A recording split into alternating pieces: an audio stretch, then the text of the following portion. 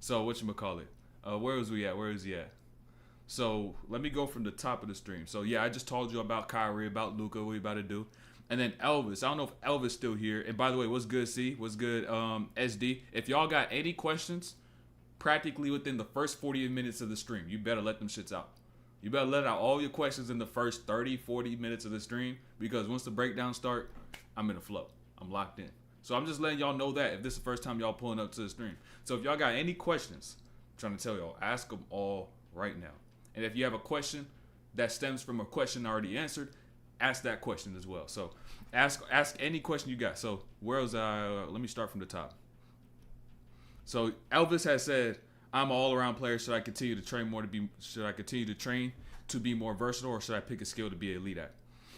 So first and foremost, I've come across this question probably like 3 to 4 times, maybe this week alone, and it always comes up because in order for you to know what to do, you got to know who you are, right? Because that's gonna allow you to know what to build on, right? Because remember what I even said before. In order for you must be able to understand self so you know a business to stand on.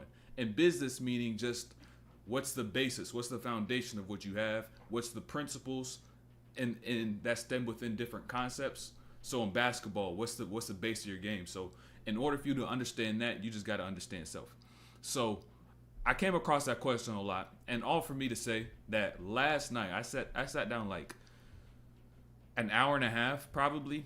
I literally just sat down hour and a half, had my lamp on, chilling, had a little pillow on my back, sitting upright and whatnot, and I was just taking notes in my notebook and thinking about that same exact question. And I probably took down like 2 pages of notes, but that's literally like the beginning. And I just took down a couple factors, a couple things I had in mind that you must note when it comes down to figuring out your play style. But I still have a long ways to go when it comes down to that because it's never a one shoe fits all, right? It's never a one shoe fits all. Meaning whatever I did to find my play style, it may not be what it's going to be for you to find your play style or for the next person or the person after that. It's never going to be the same for everybody. But there's going to be a couple things and a couple concepts that are embedded within each person's path and their journey to then figure out how they play. And now it's my job to decipher what exactly are those concepts so then I could be able to show each and every single one of you. And then you could go about and doing it in a certain way. And so what were the concepts that I stumbled across yesterday? A couple of things were just some stuff like they're almost like dependent variables. I believe that's the word, or constant variables, let me say. Right, the things I told you all that are going to be embedded within everybody's path to finding their own place down their own game.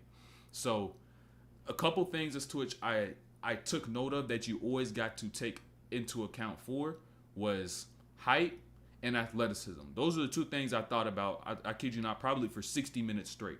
Like I was just thinking and trying to figure out what exactly it is and thinking about all the different ways as to which they could stem. So, and mind you, I was doing all this just with no laptop, no computer, no book, no nothing. I was just in my own thought and progressing with my own thought. That's the key if you actually want to be able to understand concepts. And so things like that you won't be able to find on the internet. And I've even come to figure that out because I try to look for it. I try to look for certain answers to certain things in the Google search results. Nothing popped up, right? So we're talking about things as to what you can't even Google. These are things you'll probably only be able to find in the Pat DOR streams. You know what I'm saying? You'll only be able to find concepts like this in these streams. So when it comes down to height and athleticism, let me get back to that for a second. Let me see what we're talking about. And I'm going to get right back to what I was saying. Let me see. What I got to send coaches for them to convince me to recruit me. Okay, you sent a question. Give me 1 second, Quessy. Okay, so a couple more questions. Not anything necessarily related to this. And you said footwork. Let me finish this out, right? I just want to say this about height and athleticism. Because this is where a lot of y'all do get misconstrued when it comes down to your play style, right? And what you got to kind of do. So when it comes down to height, when it comes down to athleticism, both of them, same answer applies to these same things, is that you cannot try to build your play style in anticipation of what you might have. Meaning that I can't be a guard at 6 foot in my sophomore year and think, okay, by the time I'm going to be a senior, I'm going to be 6'4", 6'5", or I might be 6'4", or I might be 6'5". You can't think in that manner because you don't know what you're going to have, right? And so now you're going to begin to build a skill set that's in preparation of having what you want to have, but it's not, you don't know if you're actually going to have that.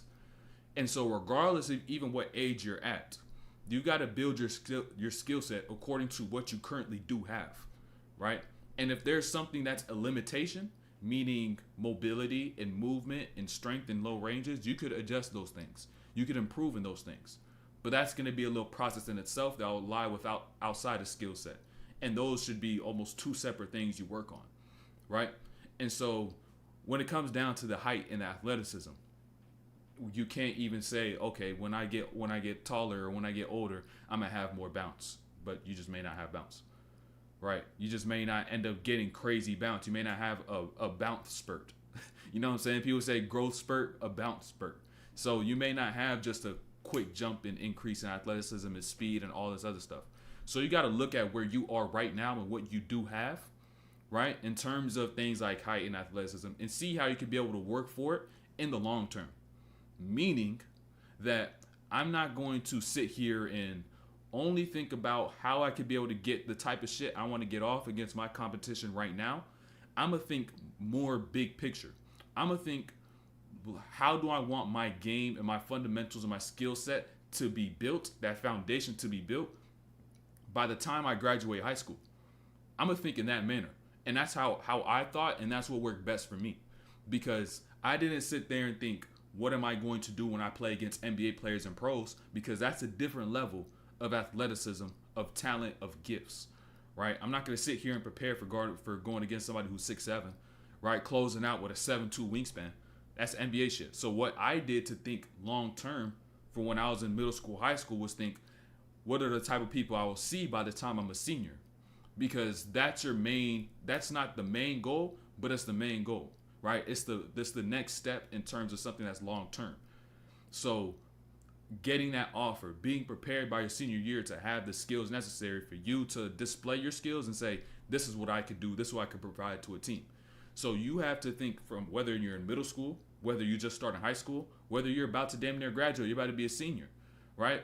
And ain't never too late, right? Or better late than never. Let me say that. Better late than never.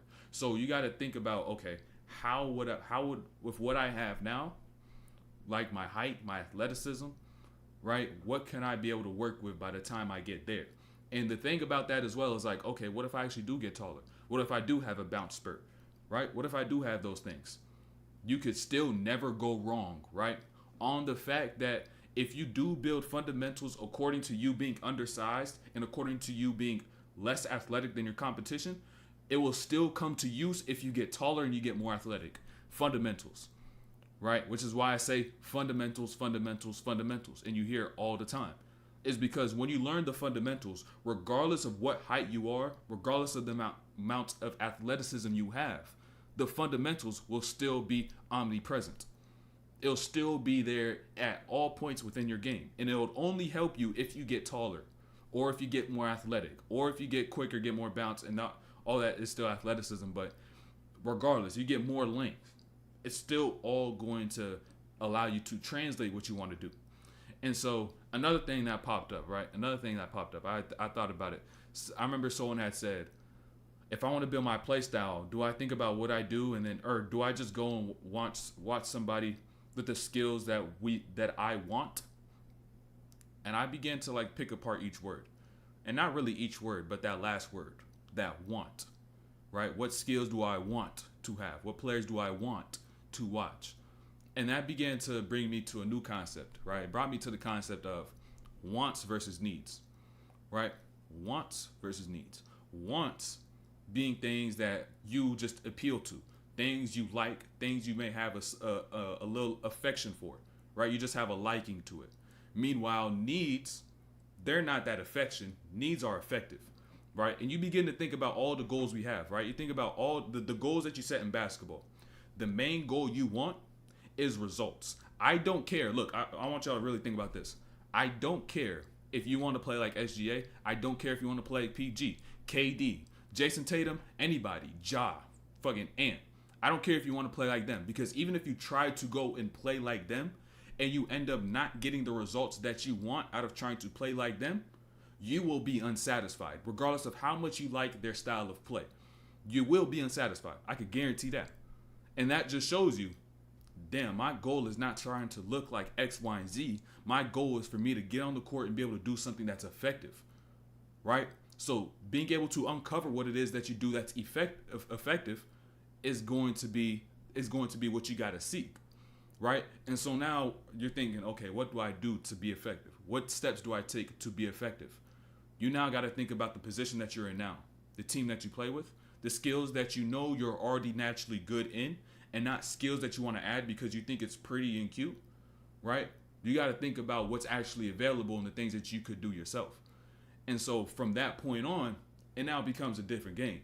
Now you're going to begin to play the game according to what you should be doing and not what you want to be doing, right? And now going back to the concept of affection, right? Just having a liking for something, not really in a romantic manner or anything like that, a platonic manner, but just simply having a liking versus being effective. That affection is a feeling. You like something. You enjoy something, right? And now we're talking about the right brain. Right brain deals with emotion. Now, when we talk being effective, when we talk being strategic, when we talk doing what is logical, we're now thinking left brain. Logic, left brain, right brain, emotion, and sympathy, things like that. And so if you begin to take a more strategic approach, a smarter approach, utilize the left brain, think about what you must do and not the things you want to do, it now becomes a different ballgame. It becomes a completely different ballgame. And so as a result of you seeking what you want to do that's effective, what's now going to happen is that you will find affection in the effectiveness in the way you play when you begin to seek needs over wants. So that's my little tangent I just had to think about yesterday. I was sitting there for like a cool little hour. And I still have a long ways to go. Like I begin to think about so much other shit and so many other variables that could come into play. But those couple things stood out and I just had to write that shit down, figure out what that shit was feeling like, figure out the flow of it. And so, yeah. Let me know what y'all think of that. Let me know if that helped any of y'all. Let me know if that helped Elvis, if you're still here. So let me know if that helped at all. So let me go back to where I even was in chat.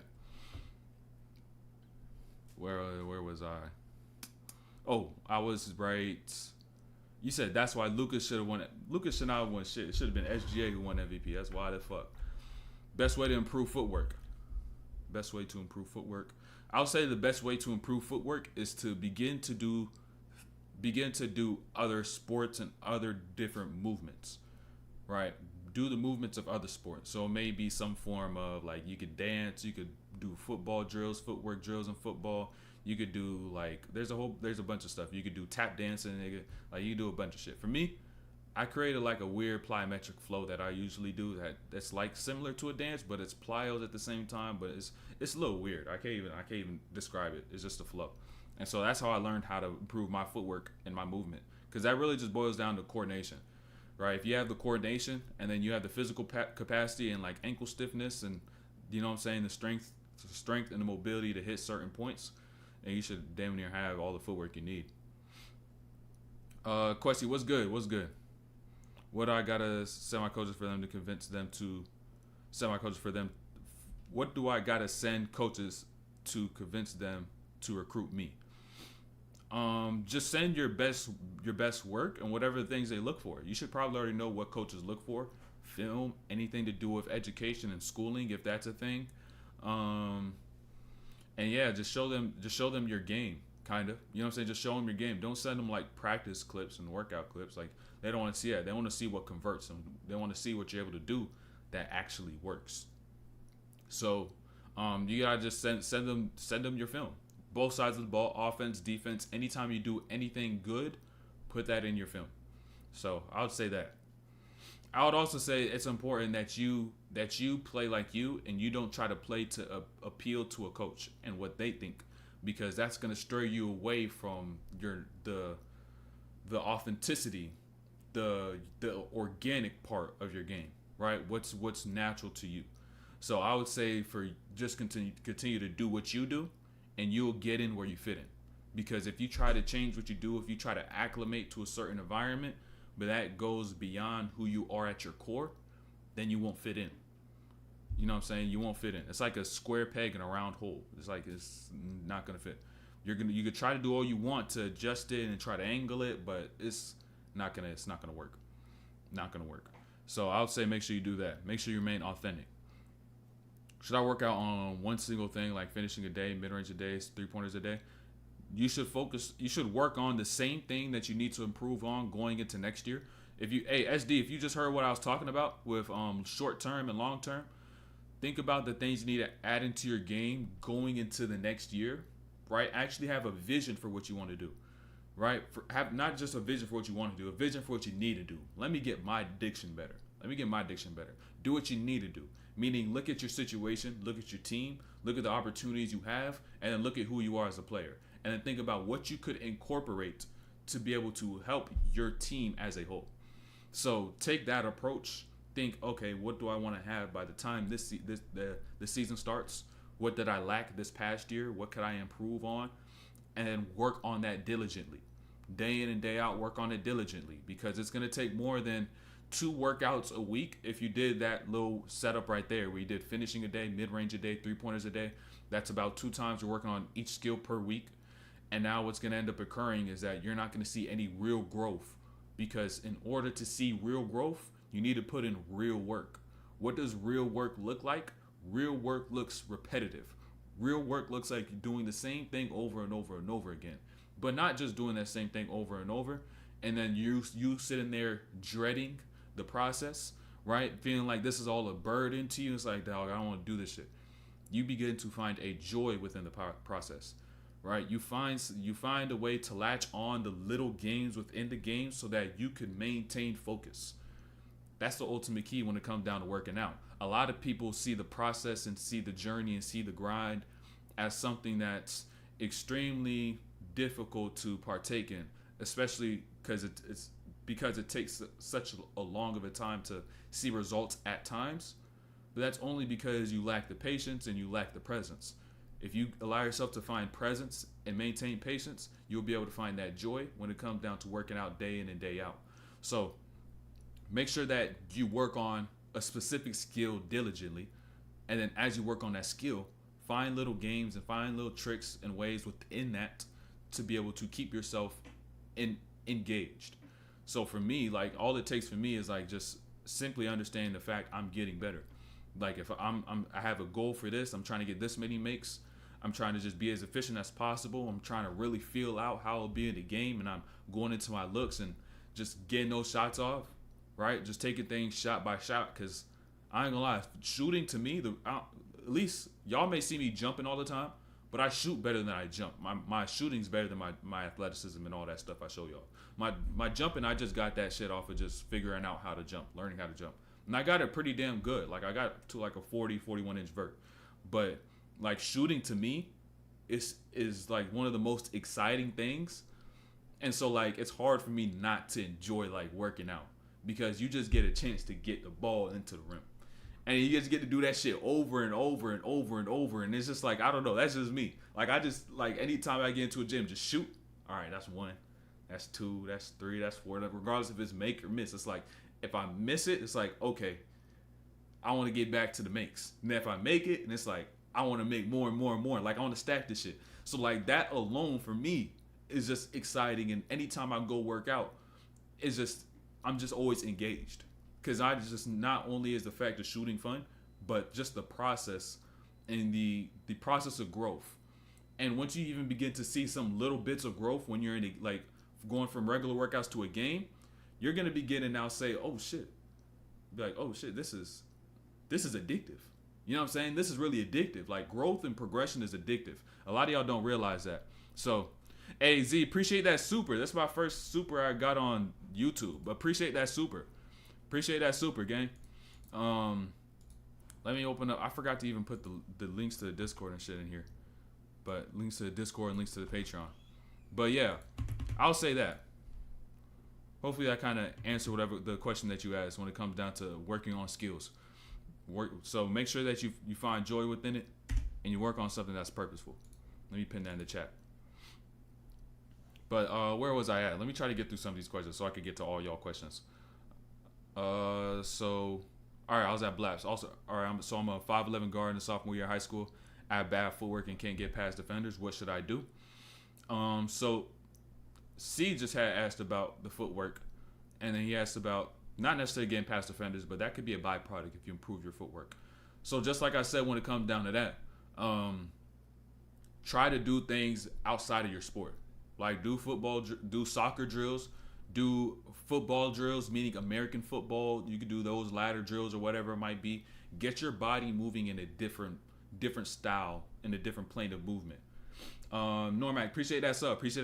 But get your body moving in a different plane, in different ways, so you can improve that coordination. And then as you continue to do like those style of drills, it's going to allow you to gain the physical capacity, like the ankle stiffness and whatnot, so that you could be able to play in that manner. So, let me get to the next one. I have never seen you in a colorful hoodie like that. It's an anti-social club hoodie. You know what I'm saying? I got a little logo on the back, but I used to wear this all the time before, or not all the time, every now and then. Like in the Twitch days, I don't even know if you remember, but I definitely could like pull up some VODs or some videos where I did have this on. It's just been a minute. And then the super chat popped up on the screen right there and then. But appreciate that once again, Z. What's good, Bryce? What's good? How can you guard guys who move a lot and have great off-ball movement? I ain't gonna lie, honestly, guarding players who are good moving off the ball was my favorite thing to do, because I apply the concept I always tell y'all about, which is learning how to use your knowledge of offense as a defender. So because I was a shooter myself, and so all I had to do was understand the type of footwork a certain person liked. So if they're a righty, they're gonna like to go left, right. They're not usually gonna like to go right, left. Right? It's not gonna be often you'll find players who are really good going both ways. Learning how to chase over screens, and also my ability just to kind of stay focused on a shooter it's just easy. You know what I'm saying? I don't know. That's something to me, like when I tell y'all figure out something that comes easy to you, that's just easy for you to understand. For me, the easy thing to understand was off-ball movement, offense and defense. Right? That was the easy thing for me, being able to stay focused and stay attached to a shooter. You told me to stay attached and don't help. I'm staying attached and don't help. You tell me to chase over screens. I'm not just going to stay on its inside and chase the screen. I'm going to get to its outside shoulder, chase that screen, and get back in front.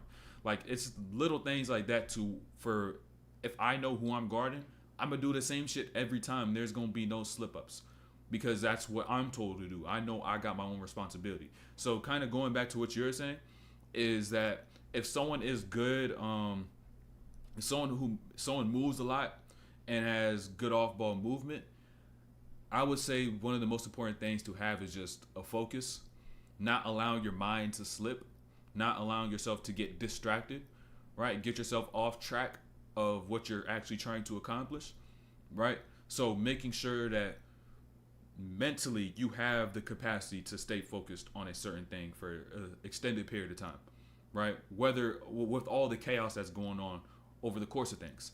And so I even think now, I just literally think about it now, but now just mentioning the fact of being able to remain focused and being able to not allow my mind to slip and get distracted, I definitely think that stems from my meditation. That stems from meditation. That is a focus, and that's a focus within itself, and it trains the mind and the manner as to which once you get into the game, it's going to translate over to whatever other skill that you do. So I definitely think that mental control, that having that mental capacity is key. So hopefully that helped. Also, like I said before, chasing the outside shoulder. If they getting a curl or getting a pin down, get to that outside shoulder and chase, because you literally cannot get hit. You just can't get hit. At that point, all it boils down to is, are you in the right position before the screen gets there? That's all that matters at that point. So like if it's a situation where the ball is on the weak side, right? Say it's on the right wing, you're guarding somebody in the left corner, and then you go move over and help, and then it gets swung quickly to the middle, and then they get immediate pin down, and you got to find your way to get around to the outside shoulder. That's where it's tough, right? That's where things do get tough. And so if you are in the right positions and you're not so far out at those times, then you should be good. You should be good. You said MV3. Oh, MV3. I literally didn't contextualize what you just said, Z. MV3. That's wild. But yeah, I ain't gonna lie. Shea should have won that shit. Fuck that. Shea should have won that. Shea should have won that. So, Hall, you said did you watch Thinking Basketball vids on Mavs OKC game one? No, I didn't get a chance to watch that. I barely be watching any YouTube nowadays. I kid you not, bro. I be spending most of my time on philosophical concepts, like things that go beyond just like basketball in itself. Like I could consume basketball all day long, but if I expand my neuroplasticity in different skills, by the time I get back to basketball, my level of thinking is now going to expand. And so that's the way I kind of even go about a lot of shit, where I could be able to get deep on certain concepts that don't even relate to something that I'm really good. I spent a lot of time on, let me say, because I know I've almost mastered thought, which is why I even call myself a thought leader before a basketball coach, because my approach is more based upon thought, being able to not just think and ponder and question and formulate opinions, but being able to test opinions and its validity, and then be able to surface the truth when it comes down to certain concepts. So that's my approach to it. You know what I'm saying? That's the reason why I don't even watch a lot of like directly basketball niche oriented things. Attacking 2-3 zone. Anytime attacking the 2-3 zone, get the ball in the middle. Any zone, get the ball in the middle, and then running baseline may help.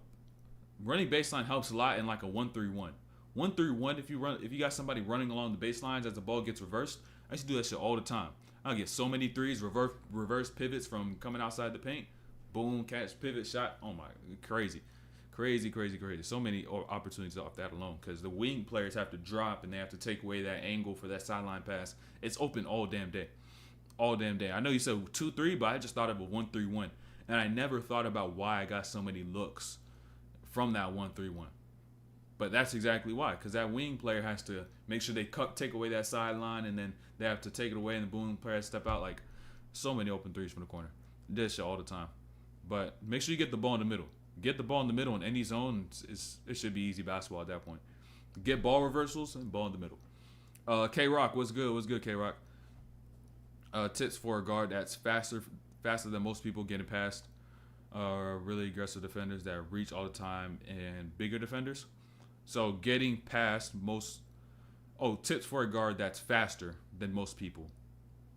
Getting past really aggressive defenders. So you're saying if you're faster than most people, you're trying to get by aggressive defenders.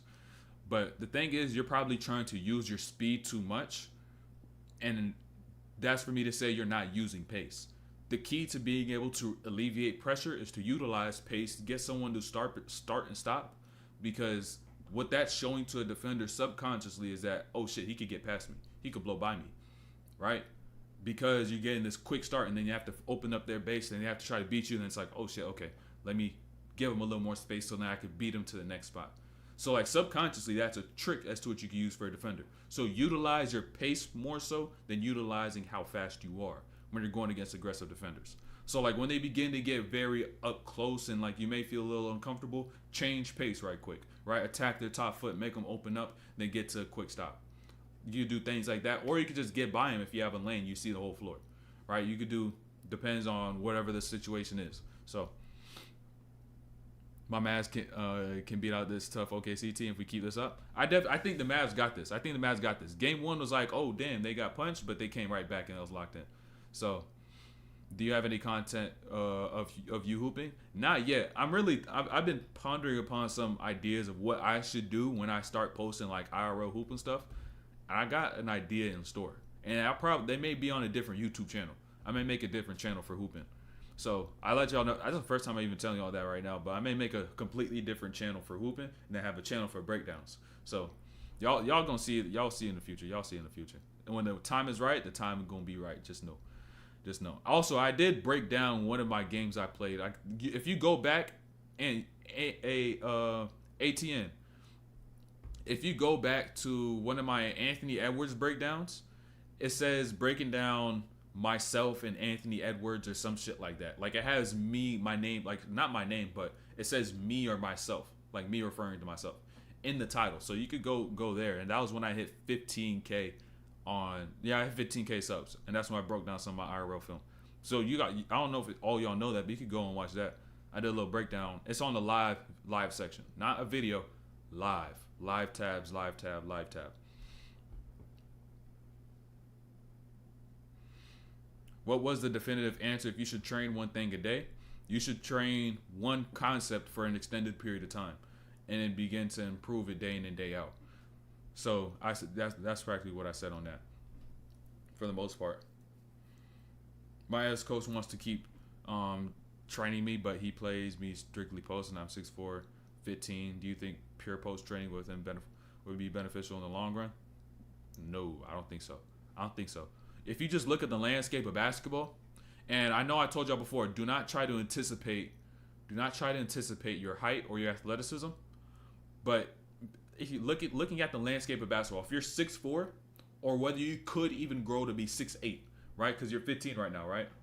If you just look at that alone, what you're going to need in today's game, regardless of those two heights, is being able to shoot off the catch and being able to play face up. A lot of teams are going to begin to play 5 out. It's prominent now, but just wait as time goes along, right? You got to be a step ahead of things, right? And not even just being a step ahead. You've just got to be up to speed, right? Because your coach is stuck in the ways of he's trying to do what I told y'all not to do, meaning he's trying to do something that is short term.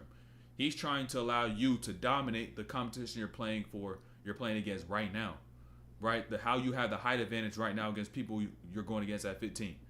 But if you just think about as time goes along for where it's going to be in time, if you just even maintain the same height, it's not going to be that way. It's not going to. So you need to build skills that's going to prepare you for where you want to be and not where you are now. It's the same thing when it comes down to life.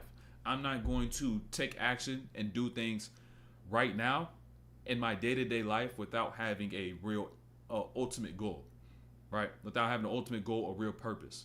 So got to make sure you prepare yourself for where you want to be and not just for where you are. And that's where a lot of people get messed up. I use this example oftentimes when this comes up is Scoot Henderson.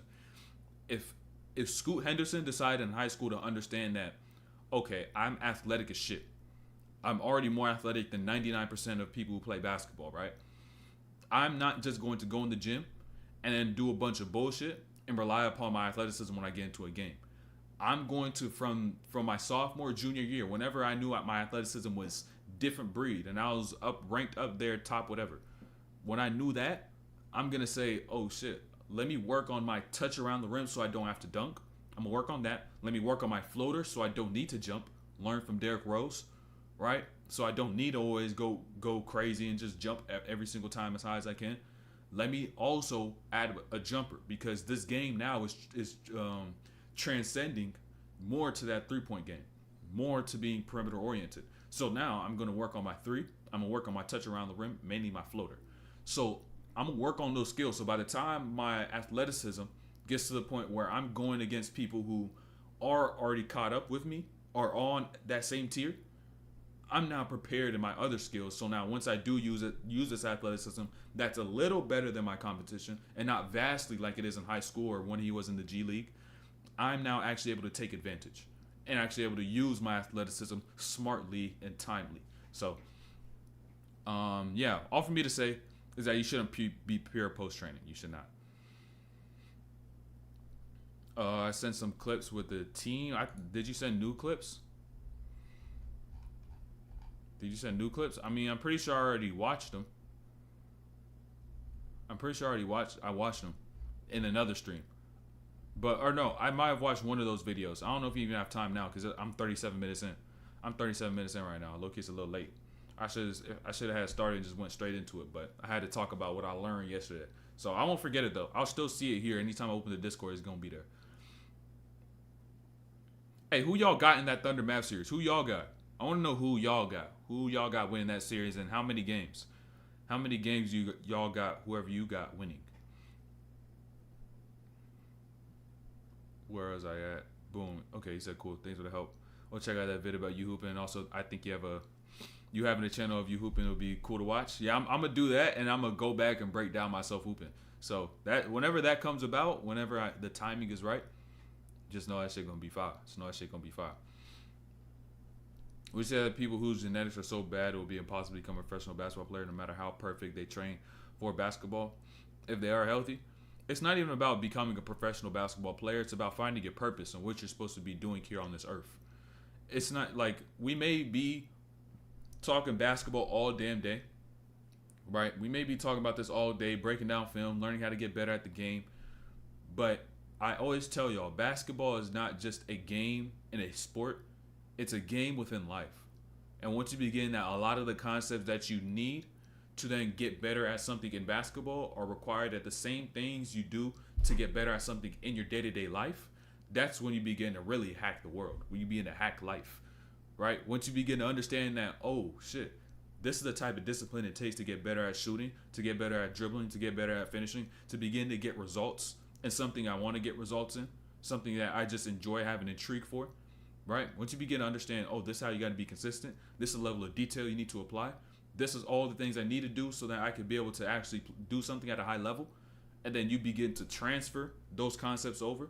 And then as you go about life, you begin to not be so narrow-minded to think basketball is the only thing that exists in this world, and you actually go out and experience things with an open mind.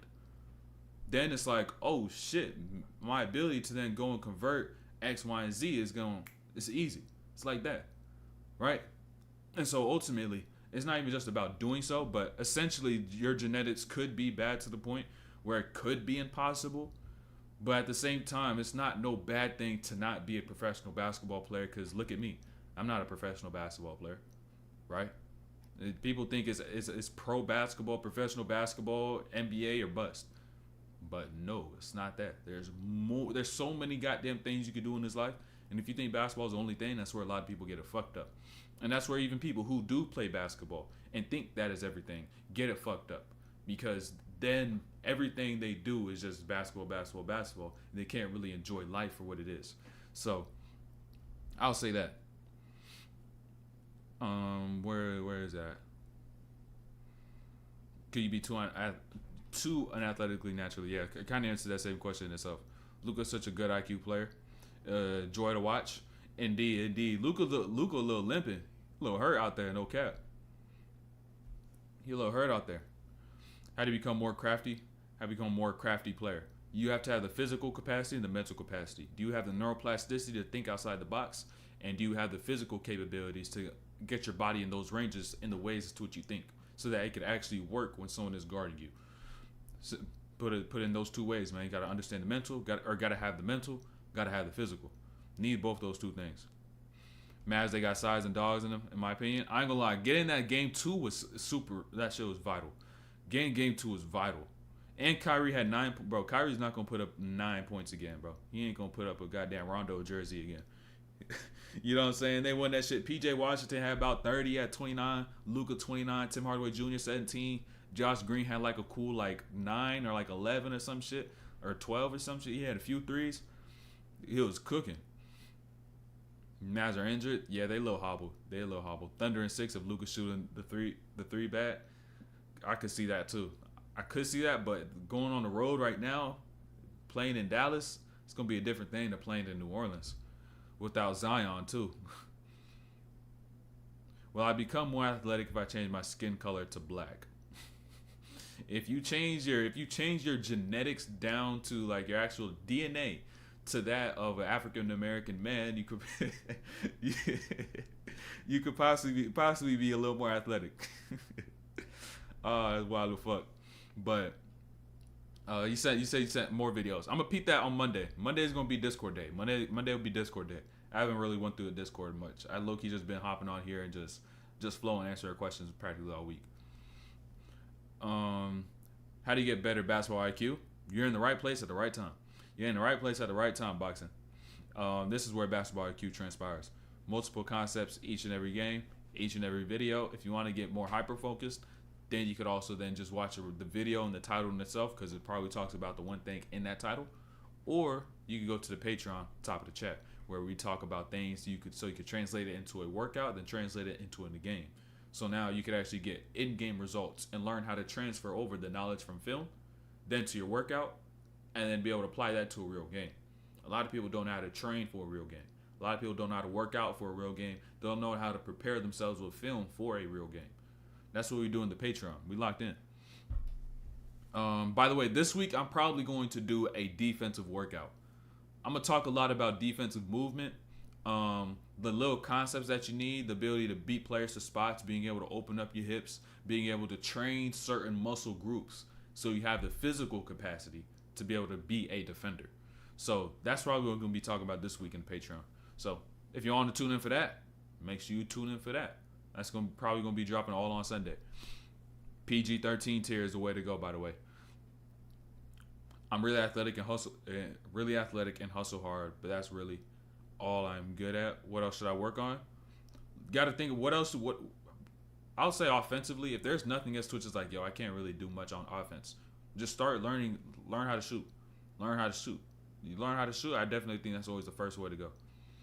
Always the first way to go. Learn how to shoot. Lively 1 for 7. Yo, I ain't gonna lie. Lively he was low key sticking it up a couple times. I seen him take a couple shots. I was like, gang, you can't hit that, bro. That's a lay. That should be an easy lay. But what do I do if I keep getting fouled every time you shoot or drive? You talking about in a pickup game? They could call foul. But if you're getting fouled in a actual game, organized game, I would say, I mean, at that point, you just gotta fucking damn near shoot through it. But there's no way it's every time. There's no way every time. At that point, you just have to improve your concentration, your ability just to focus and shoot your best shots and not worry about a foul being called and complaining, just finishing through contact and anything that transpires. So, how can I prepare myself as a small guard for high school? Get a floater. Get a floater. If you're a small guard, you might already have some quickness and a little bit of speed. So utilize that speed to get by. But once you get by, you're going to see players who are a lot bigger than you at the rim. Floater. And also learn how to play off the catch. Catch and shoot shots. Learn how to shoot off of swing passes. Learn how to shoot off of step-ins. You don't need the curls and reverse pivots. Maybe a couple cross steps. But that catch and shoot stuff, that's on the Patreon as well. So if you want those workouts, PG-13 tier. Everything you need is right there and then. You'll have so many structured workouts that you don't even, like, if y'all join the Patreon, you will not even need to go to the gym and think about what you're going to work out on, because you already got workouts in place that work on the things you already need to work on.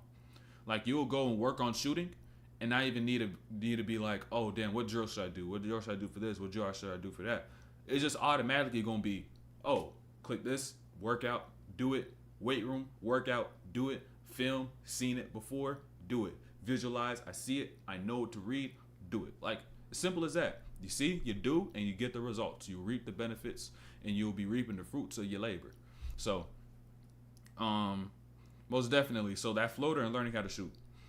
So you said, are you a Christian? I would say if any religion or any religion I do affiliate with necessarily, it would be Christian, but I'm not really religious. I'm more spiritual in an aspect of I understand the individual aspects of it. So I wouldn't walk around and be like, yeah, I'm Christian. I'm very Christian. If there's anything I do affiliate with, though, it's Christian, because that's what I was raised on. But for the most part, I definitely would say I'm more spiritual than I am religious. How do I get more sleep if I have school in the morning and afternoon studies at night and practice? Cut away all the fluff time you have within your day so you can actually get shit done. And you could be able to possibly even take naps within your day if you need to. So if you only have a limited amount of time at night, then take whatever you could get there. But I know you're probably spending a couple hours on Instagram and TikTok and YouTube and watching bullshit content media all day, a bunch of amusement and entertainment all day, right? So you got to now look at those things you're doing within your day that's not providing you any value, except from straying you away from your ability to think for self and working on things that you have set that are your goals. So you got to begin to look at things like that. Look at things like that, and I guarantee you'll be able to find more sleep. I'm really short guard. Seem like every person in the chat is one, because that's the majority of hoopers, though. That's the majority of hoopers. I shoot and drive, but I'm wondering whether I should work on gaining weight or getting leaner this offseason. What do you think? You should not try to gain weight to the point as to which it slows you down. So, like I said, if you're a short guard, you probably already got some quickness. You already play a little lower. So only try to gain, like Bryce said, try to gain functional strength, and you'll put on strength in parts of your body that basketball needs. So the muscle that you're adding is actually going to be purposeful, right? So instead of just putting on a bunch of muscle that is used for Olympic style lifts and powerlifting and stuff like that, you begin to do things that are more compound oriented, that focus on rotational strength, that focused on core stability, balance, leg strength, and end ranges with various angles, and like things like internal hip rotation and shifting weight between legs. If you learn how to gain strength in those manners that are going to translate to basketball, you won't really put on weight that is bad for you. What will probably end up happening is that you'll put on weight that's going to help you actually play better, and at the same time, you'll be a little stronger, and it's going to make you a lot stronger on the floor, because the ways as to which you get hit and you get bumped and you may get bullied are not in ways y'all think. It's not, if I'm the strongest person in the world, I could take on the strongest bumps.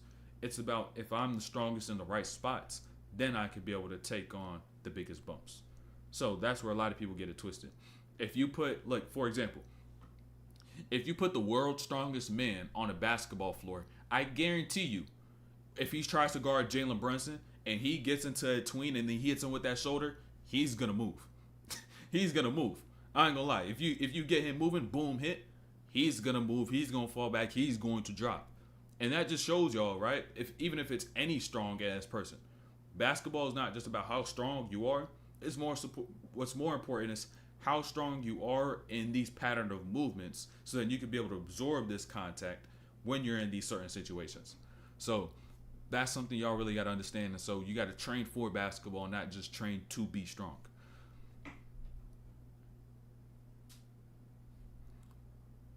You decided, okay, I just literally read what you said in my head, but you said I made a plan for every weakness, decided to give them all for the rest of the year, see what happens. I wouldn't say every single weakness. Focus on two. Have one be the main thing, and then have the other one be like a little side quest. Right? Have the other one be like a little side quest, and then go about it. And then go off. Do what you do. How do I get to the rim as a small guard without a great handle?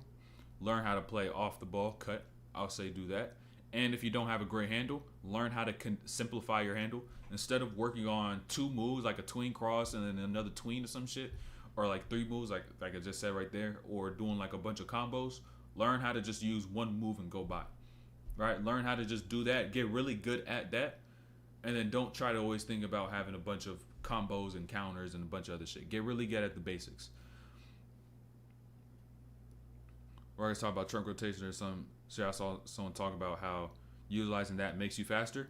It does. Because I don't even think y'all, this is the last thing we're about to get into this breakdown, right? You talk about rotational strength, right? You also said in the Patreon workouts, right? It gets you faster. When you run, do y'all not realize your trunk is rotating when you run? Right? You're not just running and your chest and your core is just in one fixated spot.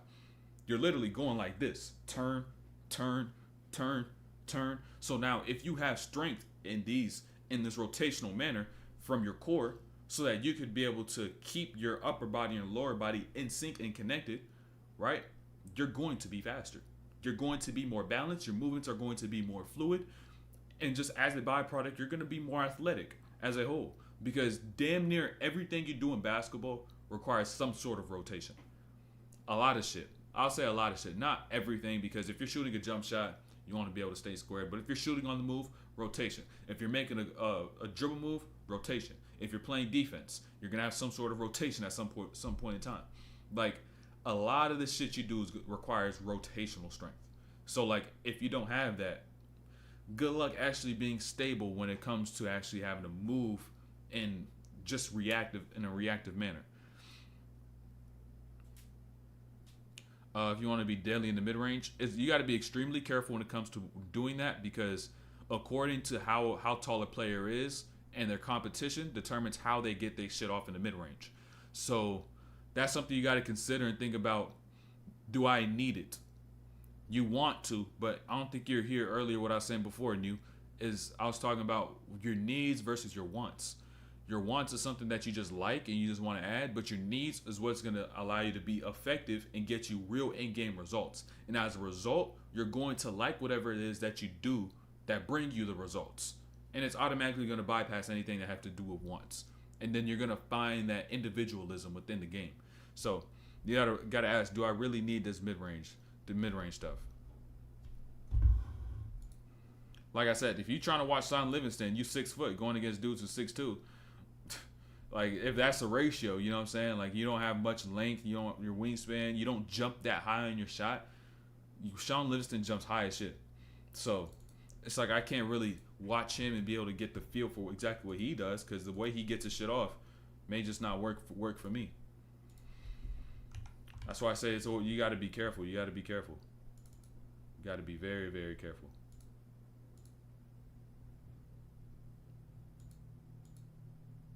Let me get this stuff turned up right quick.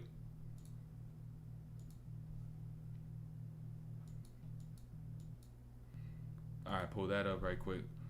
Where was I at? You probably play like Shay, so Shay. Leo, you're trolling. You're literally trolling, bro. You're literally trolling, bro. You're trolling. I feel like you're going to blow up this summer. Hey, bro. In due time. All I got to say is in due time. In due time, man. All I can tell you, though, is I'm locked in. I'm locked in, dog. What are the 3 most important muscles to train for basketball? Core. I would say core. I would say... Oh, shit, it's tough, bro. Fuck it. Legs, nigga. Legs, bro. Core, legs, and then shoulders, bro. You need all leg muscles. I can't try to say you need X, Y, and Z. And I can't try to say you need quads more than calves, because quads is a bigger muscle group. It's all going to lead to something bad if you don't train it and you don't value all of them as much as you do the others. So I would just say this: core, legs, except for the tibialis and anterior tibialis shit y'all be thinking about. It's like, yo, let me get my tibialis. You don't really need that. You'll gain a natural strength of it because that muscle is so small. Y'all don't even realize that if you're working on it, it could even make your tibs worse because you're overstressing it because you already put so much pressure on it by playing.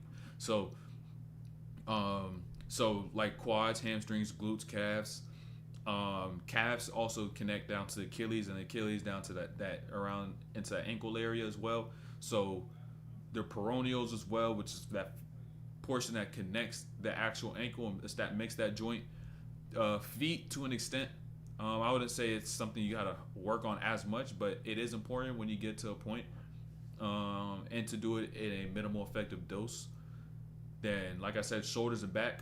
You could have a little bit of show muscle in your chest and your biceps, a little bit of show muscle, but you got to be careful of how much you want to actually work on that. So, if anything, if you just want to have just some look for appearance, because I know some people do just want to have a little bit of chest muscle, a little bit of bicep, whatever, triceps and shit, once a week maybe, and even then, don't try to go crazy.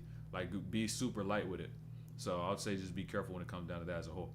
Because you look at your favorite players, and their physiques lack chest mass.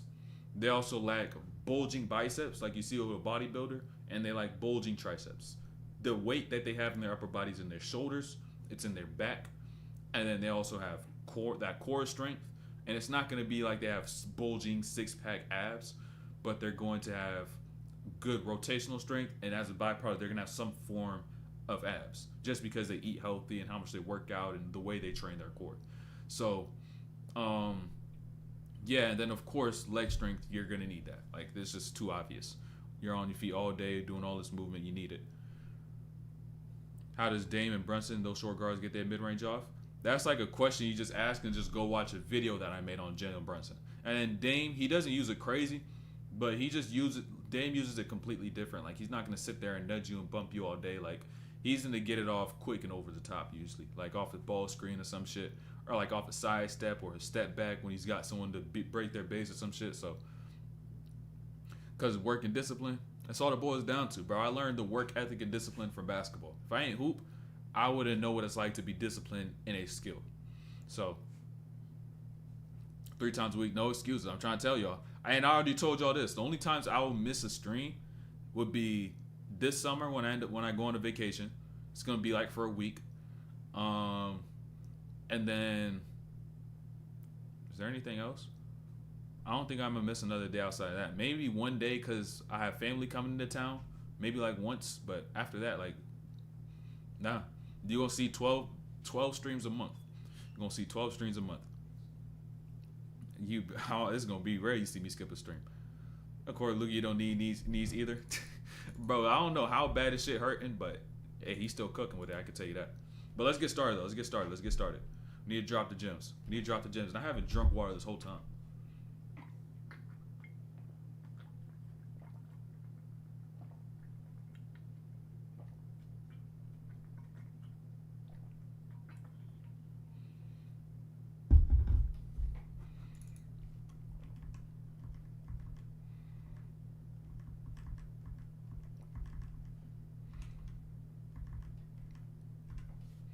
Let me post this on the Instagram story right quick.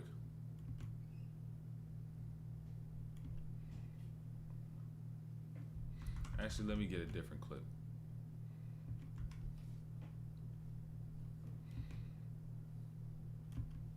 Let me get this one right here. Let me clean my camera right quick.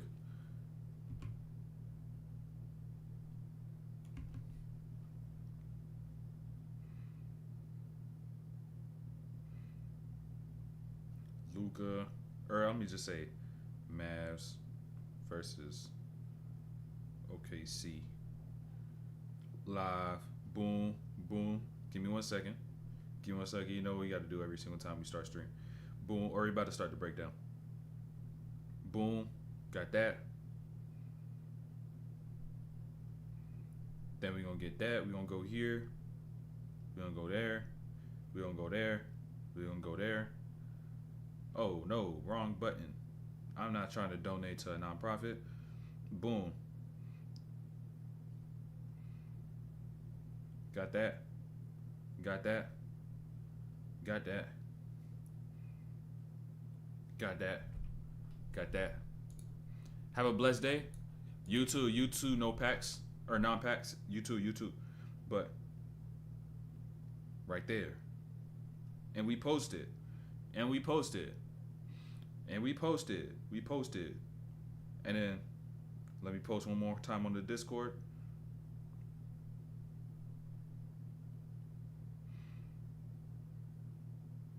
Got that. And we posted. We posted. Where was I at? So I don't think he skipped. Yeah, boom. Blessed day. Yep. Bro, do you think coming out this series between Mavs and Thunder?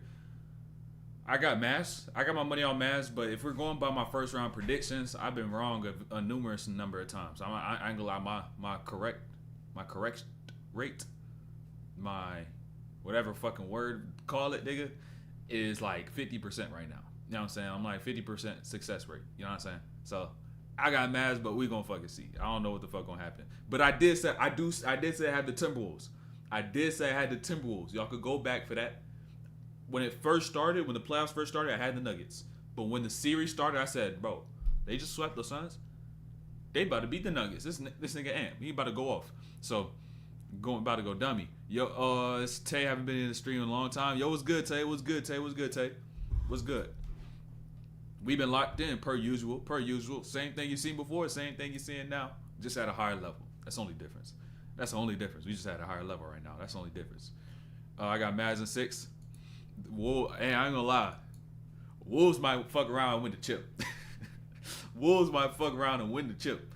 Because one thing I do not trust is a fucking Boston Celtics and how many threes they shoot. They lost to the Cavs. They shot what? I think it was 3 for 28 from 3. God. They could look. The Cavs could even beat the Magic on the road. But they went on the road and beat Boston because Boston gonna shoot themselves out of a series like that. They're going to shoot themselves out of every single series, bro. And it's just sad. I'm like, bro, I low-key, it might be Missoula, man. It might be Missoula. You tell them to take too many threes or Brad Stevens, I don't know. They shooting way too many threes, bro.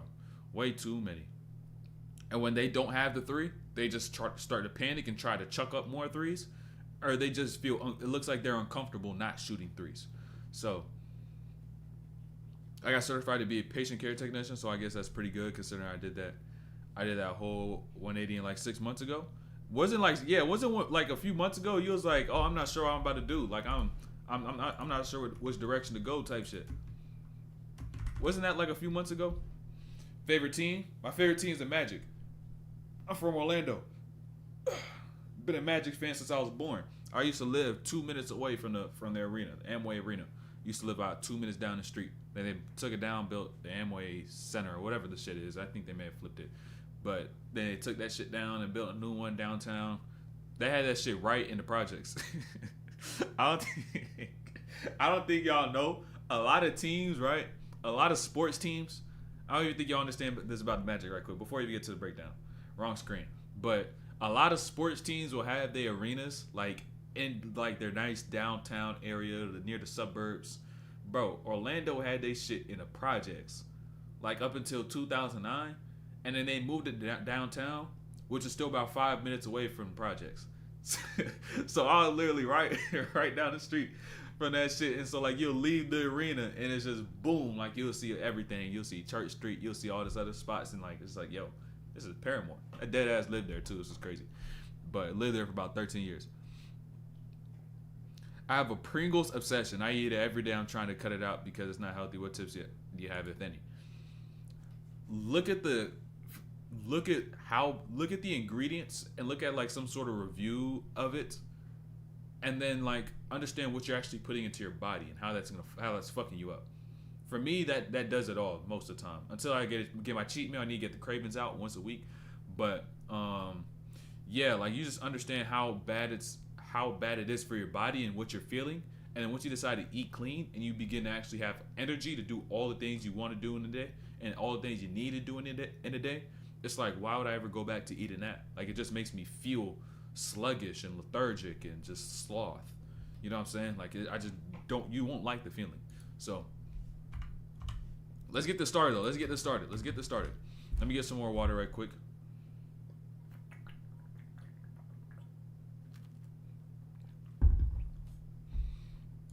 So, by the way, I'm low-key about to be locked in this breakdown. I might not be able to answer every single question that I see because I'm going to be in a flow.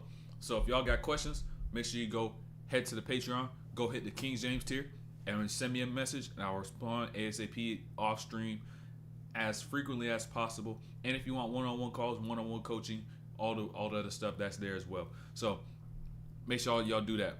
McDonald's, everything processed. Damn, y'all just dropped a question right before I'm about to start. Let me repeat this though. How do I make a great basketball workout with drills that translate to a game situation I have seen a hand in your face. Pro cut. Should I buy it? I would say the things you're seeking is in the Patreon. Workouts that are going to translate to a real game. Learning how to use film, which is not even something you mentioned, but learning how to understand the visualization of these scenarios, understand how to feel these other things, and also how to build the physicals, how to actually get yourself strong enough so you can partake in those things and do these certain actions. So all that stuff you're looking for is right there in the PG-13 tier. You'll get 12 workouts a month, or about 12. You'll get around 10 to 12 workouts a month. And it's literally full-length workouts on the court, full extended breakdowns as well, then off-court workouts, weight room workouts. So it's right there, and it's probably a better bang for your buck than the other thing you're talking about. I'll be losing my stamina because I don't drink water that much. Start drinking water. At least you know what you need to do. Same thing with McDonald's. Same thing with all processed foods. I don't know if I said that already, but all processed foods is just shit. So let's get started. Gotta straighten up my posture. Right quick. We gotta get locked in. So like I said with this breakdown, right? Kyrie had 9 points, and it's like, yo, they won this game. They scored like 119 points, and Kyrie had 9. That's wild as fuck. Hold on, I gotta really think about that, right? You look at the Dallas Mavericks. They got Luka and Kyrie, which is practically all their offense. And in this game, too, Kyrie scored 9 points out of 119. Now, how the hell does that transpire? You got to understand, when you play these playoff games, or any game as a whole, you got to get hip to the agenda. You got to understand what your focal point of attack is. And so, just to start this game, 30 seconds in, it is clear Luka had called up Kyrie, get the ball, What are we going to try to attack? Watch what occurs. We got this matchup right here. PJ Washington, SGA, post up immediately, throw that down. We want to establish this to start the game. We want PJ to get his rhythm and take advantage of the matchup that he has here.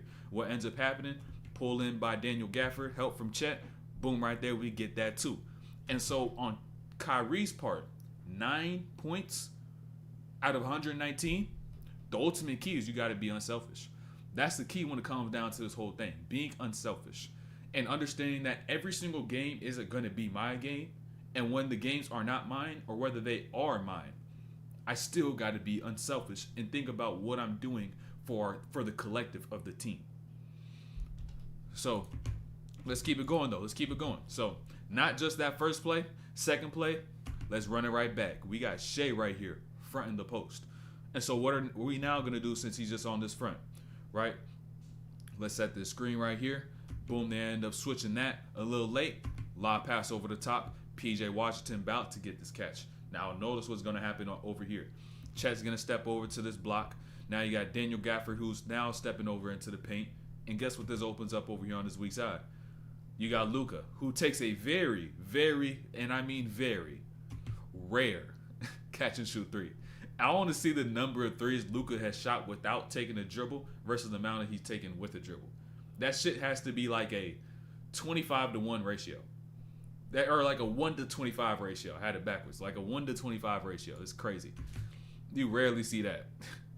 And that makes me wonder, how much does Luka even work on shooting off the catch?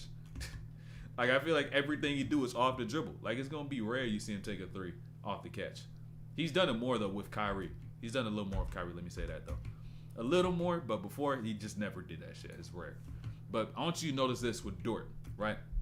So, in this series, Luka Doncic has Lou Dort. And if you just understand a defender like Lou Dort, built like he played football, he's going to try to blow everything up. He's going to be physical, but he's also going to be smart.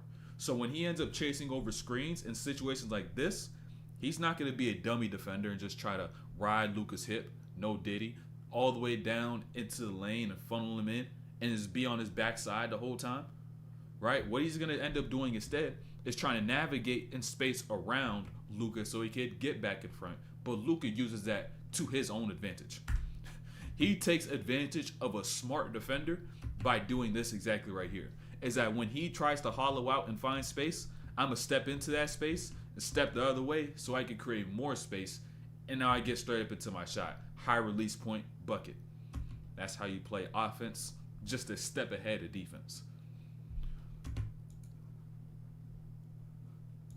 And mind you, you may be like, damn, what else could you do? How much better defense could you play? What type of moves could you make? Honestly, that's just what you got to do. You just got to live with that. Unless you're able to blow it up before you're able to get a better positioning or you just hope he misses. You could try to contest, but that show's all the way up there. And now here too. I think a lot of people overlook this portion. A lot of people overlook this, right? A lot of people only see transition as a way to get quick and easy twos, right? Layups at the rim, put the ball in rotation.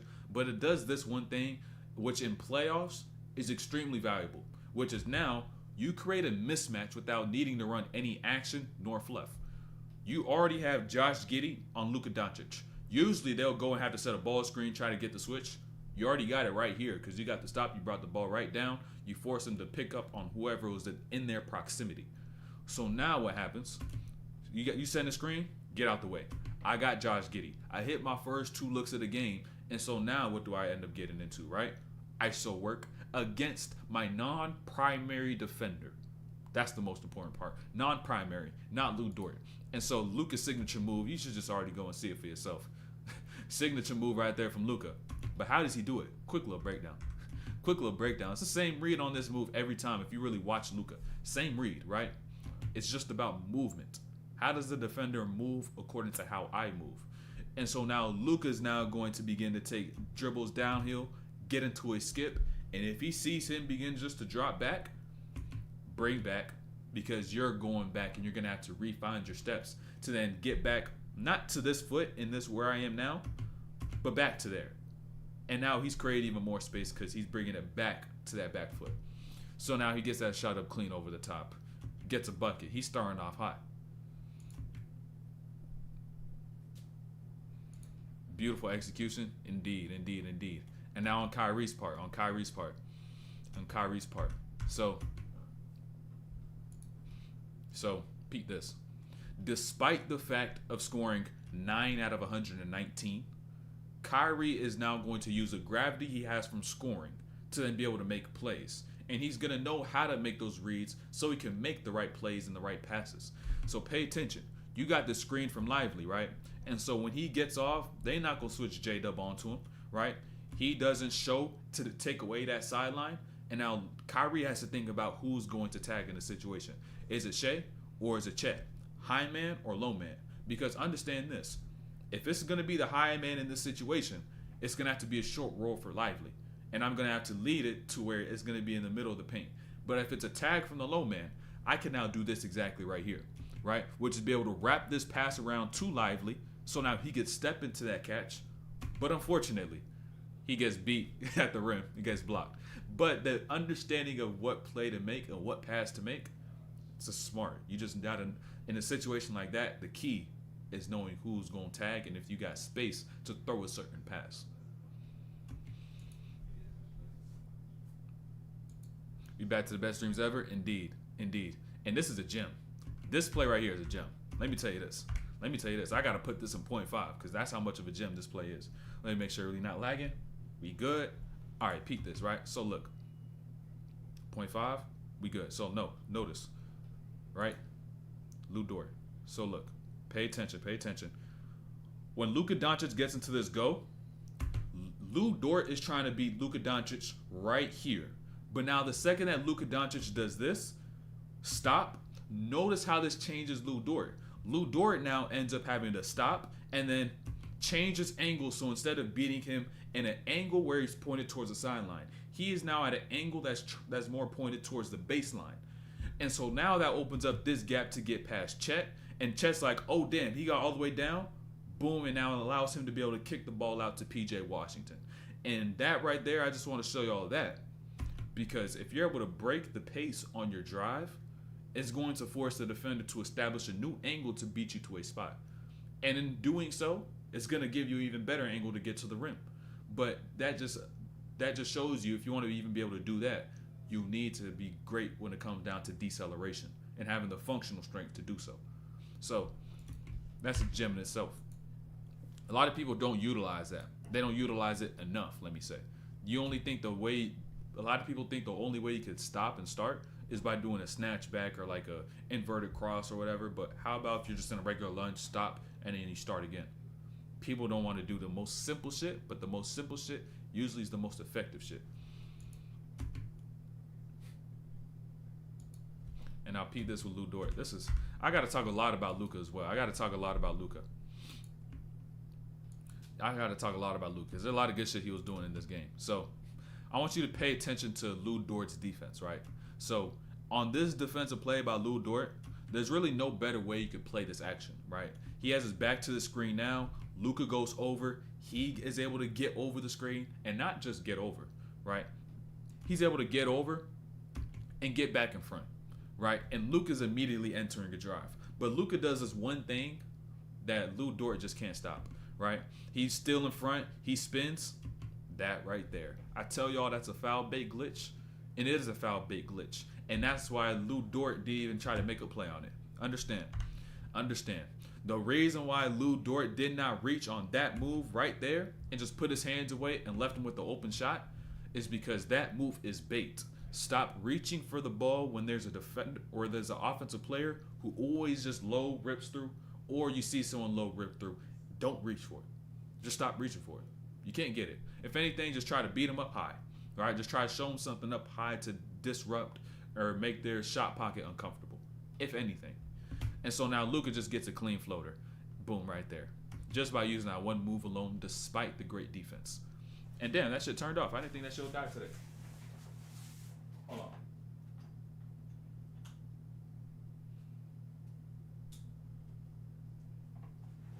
I didn't think I needed to charge it, but we good. Power ain't go out. Dort never defended Luka well. Nobody really can. Dort has defended Luka well. You can't even lie about that. He's doing all you can. Now, even if someone scores, that doesn't mean they're not defending them well.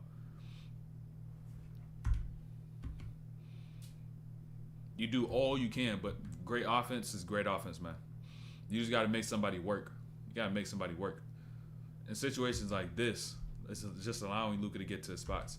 And even in this first quarter, you're like, yo, he's cooking them. He's frying them. But this is the first quarter. It's not like Luka averaged, 34, 35 on the season? He had 29. And the game before, he had 19. So, you know what I'm saying? You just got to make them work. You got to make it tough. As tough as you can. But I want to talk about screens on this play. So notice, right? Look at Luka, right? He's going to get a screen. But did you watch his preparation of the screen? Watch it closely, right? Look. Notice. Really watch Luka. He just stands and waits so that Josh Green could get stationary. And by getting stationary, you leave Lu Dort absolutely no room to get over the screen. And then you see a drop defender on the other side, and he's able to get a bucket. If you want to get good screens set for you, you must remain patient. And now just watch this other angle as well. Watch this other angle, right? And tell me, is there any room for Lu Dort to get past the screen? Because Josh Green is in perfect alignment to be able to hit Lu Dort, and so he can't blow up the screen. But I want to show y'all the flip side of this as well, is that if you don't get stationary, if you allow your defender or a defender like Lu Dort to be able to have momentum into the screen, this is what happens. Pay attention. He points to Daniel Gafford, screen stepping up over here. Lu Dort is able to see this screen already about to happen. So he's just able to build up some momentum. Boom, he blows it up because he's got that football body. But yet he can move in basketball planes and could do so disciplined, right? And he could be a disciplined defender when it comes down to it. So what ends up occurring, now, all right, yeah, you got it. He blew up the whole action. PJ Washington gets into this handoff, and he ends up still getting this floater. Way to continuously play in the motion of your offense. So, but he blew up that whole play. He blew up the whole handoff. Stopped the look in itself. And now I want you to pay attention to this. Pay attention to this. This is vital. So, you've seen Luka get all these buckets thus far, right? And he hasn't done a single isolation except the one he did against Josh Giddey. But now, he's about to get into isolation with Lu Dort. But there's two variables that are extremely important before you even see the shot that he takes right here, right now, right? Early shot in transition. And I need y'all to understand this. First and foremost, they're in transition. So Lu Dort is playing defense going backwards, right? 1 and 2, the most important one, is that Lu Dort has 2 fouls. He has 2 fouls at this point in time. So Luka is like, okay, if I get physical, if I could get here, maybe even beat him to that spot, but he did beat me, I could possibly get him to get another foul. And now he's just like, oh, I got space. He's playing back. Let me shoot that. And now, because he was already hot, he's already got buckets, he took that one. But those situations right there where he has his primary defender, he's not just always trying to go and ISO one-on-one that primary defender, right? He's not going to go and do that. What he's going to do is he's going to ISO against players that aren't that primary defender because he knows it's going to be a lot tougher if he has a Lu Dort on him opposed to a Josh Giddey. And he knows that if I'm in transition, he got 2 fouls, I could get him a third in the first quarter. So that's why he actually went to go attack a Lu Dort in that situation.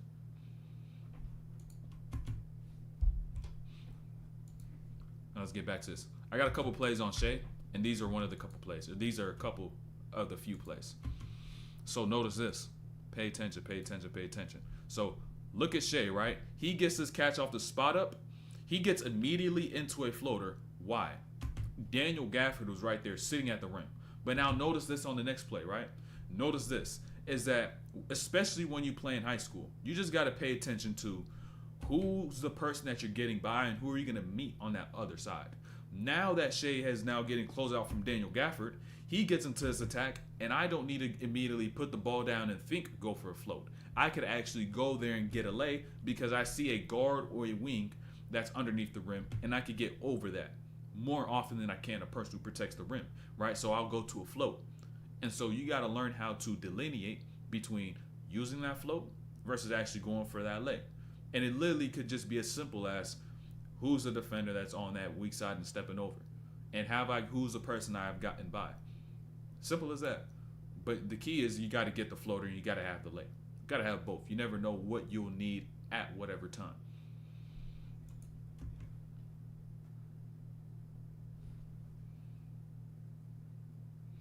You blow by one person in high school, like, hold on, I can't see part of it. Like 3 people end up helping. Exactly, 3 people help. Like, cause that shit is also very compact. Yo, this is stupid Luka clips. I'm just realizing this is dummy Luka clips. But let's keep it going though. It's just gems though. It's just gems. So it's gems. So coming off these ball screens, one of the things Luka loves to do is get contact. And getting that contact requires him to slow down so he could find the body of his defender. So watch. Once he clears the screen, he gets slow. Case and Wallace ends up even getting further in front. But that's only going to work to Luka's benefit and to his own detriment. Because what Luka does when he gets here, off arm nudge, I lead you down where you're already built up your speed to try and get back in front of me. And I just get into my bucket. Little step back, going to that left. And now let's get back to some Kyrie. Then pass Dud? Exactly, just pass. I tell people that all the time. They're like, how can I get past help defense? Nigga, you don't. It just be that simple. Like, I learned that shit by damn self. It's like, oh, I don't try to keep dribbling. You just pass that shit. That shit's so funny. Like, that's one of my favorite go-tos, bro. Whenever somebody, like, in high school is like, I always dribble and end up running into help, or like, oh, how do I get past help defenders? Nigga, you pass the ball, and then you can give it to somebody else. Nigga, you just play in the flow of offense. So, but pay attention to this. I got a couple concepts I want to talk about when it comes down to this play. So I'm going to slow this down a little more, just to start. So notice. So you got Chet with the ball. He gets left. Kyrie picks up on him. And now Chet, at his size, 7'2", when players guard him, they're going to play him up tight and try to get underneath his hips so he can control where he goes and limits his ability to get low and be able to go where he wants to go, right? And so when Chet decides to get to his left side and bring that ball to that right hand, Kyrie's pickup point is high, right? That pickup point is high. And he brings that ball out further out. Kyrie jumps out. Give me that. But most importantly, watch Kyrie, right? You're like, oh, Jalen Williams, he timing that shit. Kyrie with the lay package that he got, you ain't timing shit, gang. You ain't timing shit. Try to get that right there. Try to chase that shit down, gang. You ain't chasing shit. Boom, bucket. Underhand lay, that's tough, bro. Shit like that when it comes down to Kyrie, it's like, yo, I got to get good at finishing. Because myself, I'm 6'1", maybe 6'2", right? And I do got like a 40, 41 inch vert. But I really think about playing against real competition. It's like, am I really going to be out here trying to dunk everything? Especially when I got somebody 6'5", it's easier for them to get A to B than me. I got to get that lay just so I can get those buckets easily. And y'all need to do the same thing too. And now also another thing when it comes down to Kyrie. In this game in itself. So, another reason why Kyrie only had 9, you got to guard Jalen Williams. And Jalen Williams is not one of the dudes who's going to put his foot on the brake. It's all foot on the gas, especially when SGA is out the game, right? And so he's picking up full court quite a few times throughout this game. And not just doing little things like this. You're like, oh, he's not really playing defense. These plays eat away at your energy bit by bit the more and more you do it as the game goes along, especially when you're not accustomed to doing so every single game. So now in this series, you got to see Jalen Williams. But also the thing with Kyrie is that if he's going to put his focus to it, he's going to put his focus to it and he's going to give an effort to it. And so he's going to apply one of the concepts I always tell y'all about, which is knowing how to play defense by knowing offense, right? And so understand this play in itself. When Jalen Williams gets left off this handoff, you got Chet, who you know is going to slip, right? Kyrie's hand is already on that hip, knowing where he's going to go, because Chet never going to really roll for real, right? And so when Jalen Williams gets left, where does Kyrie decide to put his hands? In the lane that's going to get the pass to Chet, even despite the fact that Chet is open. Kyrie puts his hand exactly where Jalen Williams must put the ball to get the ball to Chet, and now he ends up getting that steal right there and then. Or they pick it up, and then he fumbles it right there off that bad pass. Trying to tell y'all got to, once you just take what you know from offense and think about it as a defender and beat the offensive player to that spot, defense is going to be a lot easier.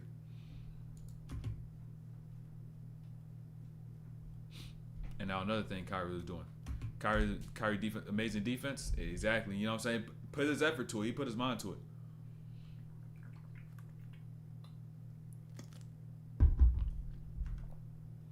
It's just that with that touch, it's like that underhand scoop shit. It is a tough touch to get. It is a tough touch to get. So, I also want to talk about this concept as well when it comes down to Kyrie and not really being able to score. So, when Luka is doing his shit, when he's trying to get his shit off and Kyrie is off the ball, he's going to alleviate the pressure, not just by having gravity and standing in one spot, by doing things like this, right? He reads the floor, he turns, he sees PJ Washington with Josh Giddey, go up, right? So Luka doesn't have to do all this orchestrating and navigation and instructing on the floor. Kyrie is doing it for Luka because they think the same, right? Ultimately, he does end up going late because he didn't hear. Aaron Wiggins now steps up, right? But even with Aaron Wiggins, we still going to be able to generate something in our favor. Because Luka, at the end of the day, he's still skilled and still talented. And it's not like all these players on here, it's not like any player outside of Josh Giddey could stop Luka.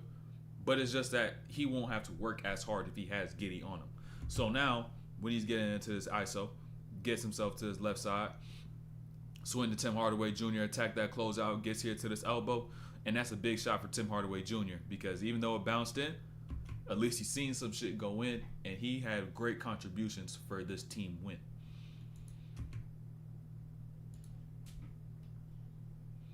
Pay attention. Pay attention. Little things like this. Now, if you just simply look at the box score, field goal attempts, plays like this are going to go unnoticed, but they're big-time plays. So Kyrie gets us down here in transition. Jalen Williams not set. Kyrie, I'm going to get by you all day and night, right? Boom, get into the middle of the floor. Chet steps over. I'm not going to be able to finish through that. I kick that to Tim Hardaway Jr. Tim Hardaway Jr., now boom, pump fake. He gets into the lane. Chet still once again right here, steps over. He now lobs this to Derek Lively. Kyrie, hockey assist. He got a good amount of hockey assists throughout the course of this game just because he still utilized his ability to score. And it's not going to be tracked. Not going to be tracked. But they're still going to be able to get buckets because of what he does.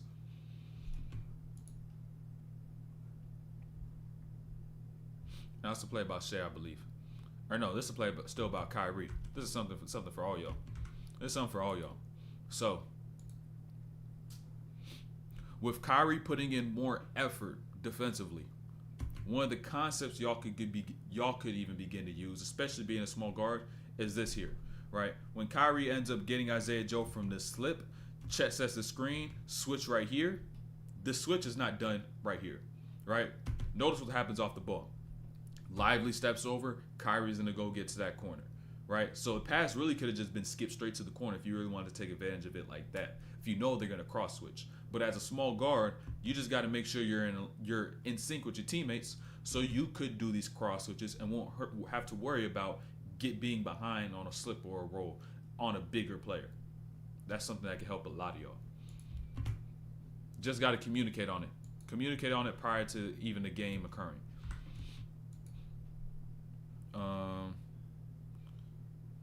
Hold on. Let me see what y'all saying. Let me go back. Yeah, I got that. Seen that.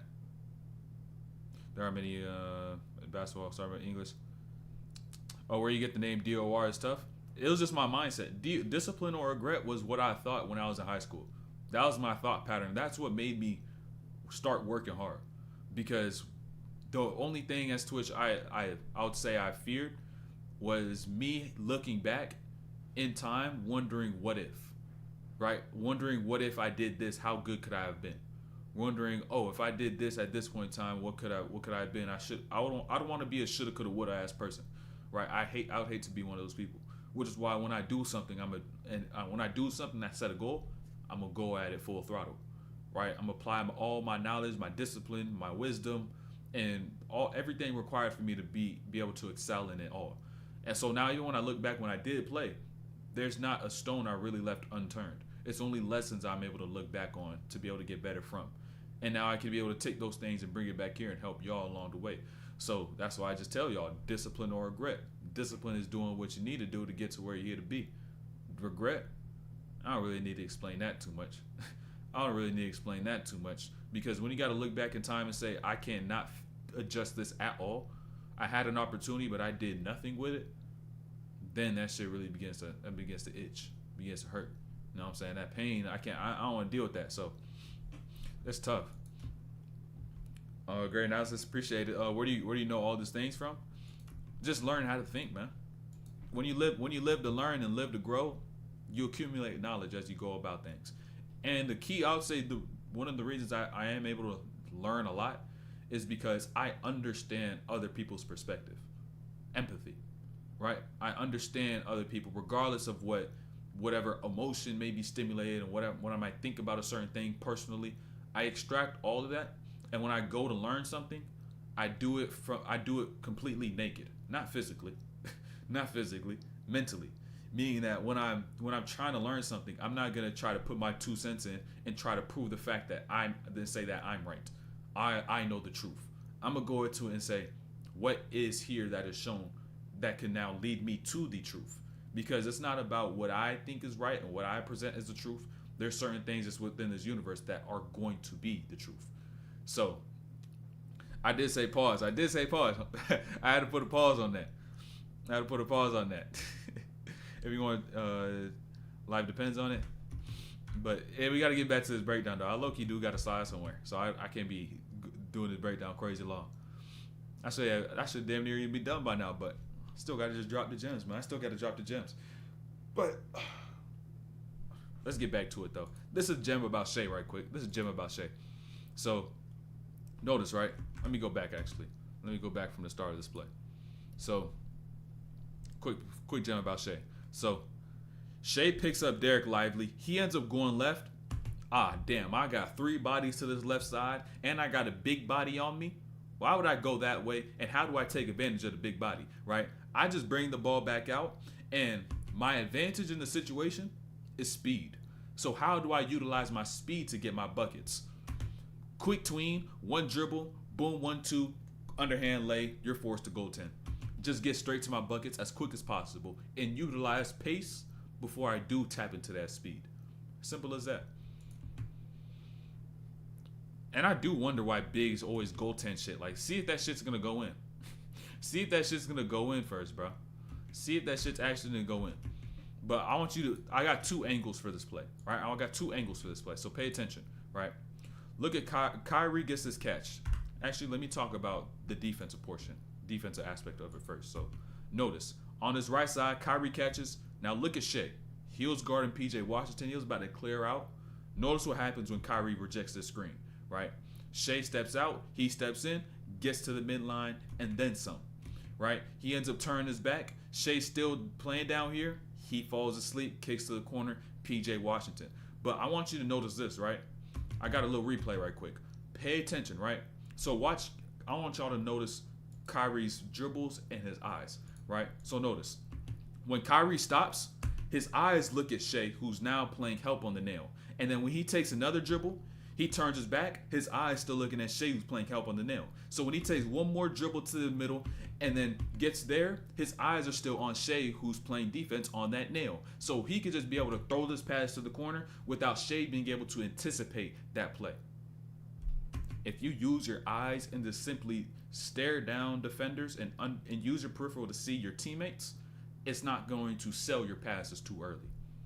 That's a gem. Now getting back to Kyrie, though. I want y'all to understand how he's able to leverage actions and leverage coverages. So pay attention to this. Pay attention.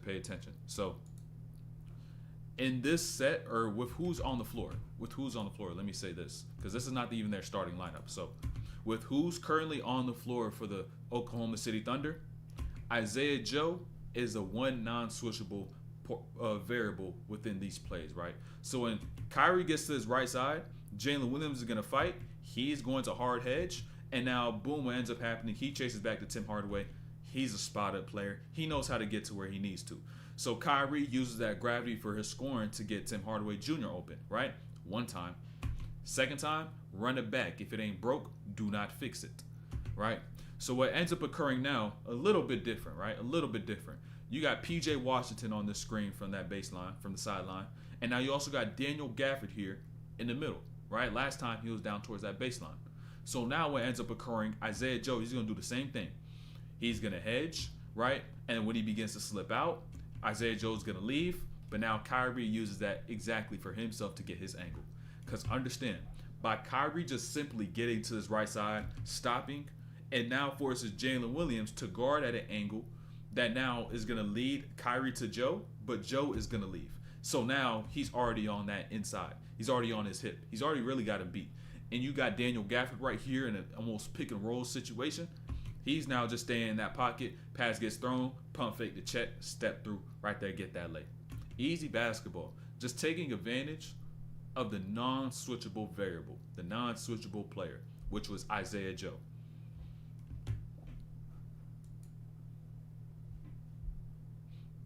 And out here with Shea. I'm gonna talk about a couple things with Shea. Hey, a lot of players do that shit all the time. A lot of players do that shit all the time. It was just a really good angle for Kyrie to be able to see that from Kyrie. A really good angle.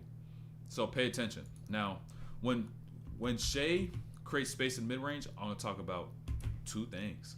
Now, understand. When Shea goes down and creates space in mid-range, he does it in multiple ways. The first way, when the defender ends up trying to beat him to a spot and there's not so much contact, he's not body to body, he'll use a little bit more of a chicken wing so he can create space and get into his midi. Now, the second way he does this, right, is it really just depends on the defender and the type of physicality on that drive. So when he decides to make this go move right here, notice this with PJ Washington. He's already beat him to a spot. That shoulder is already in alignment. I could just nudge him with my shoulder and then use a little bit of a chicken wing, get into space, and get the shot. There's more ways beyond that, but it all just depends on how the person in front of you or to the side of you is guarding you, and also what's happening on that weak side for you to determine whether or not you should go to the rim or you should even use that mid-range separation.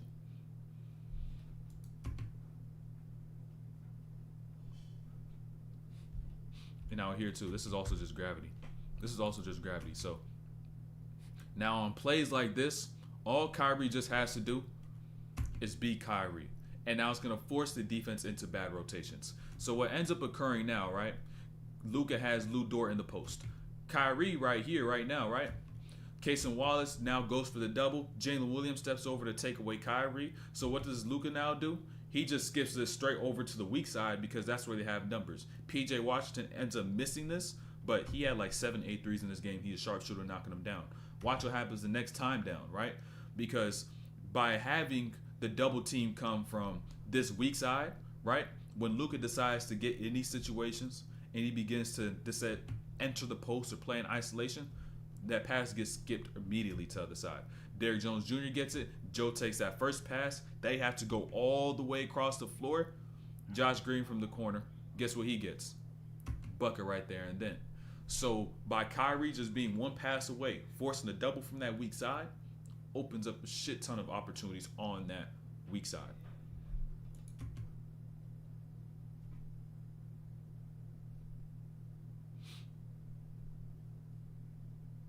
But peep this with Josh Green. Let's talk about Josh Green right quick. Let me give him some more water.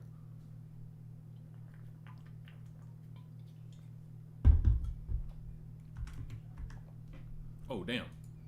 But notice, peep this, peep. So, you seen Josh Green just hit that last one? Kyrie or Luka from the top with this three. Offensive rebound opportunity, 15 on the clock. But you got to reward efforts like this.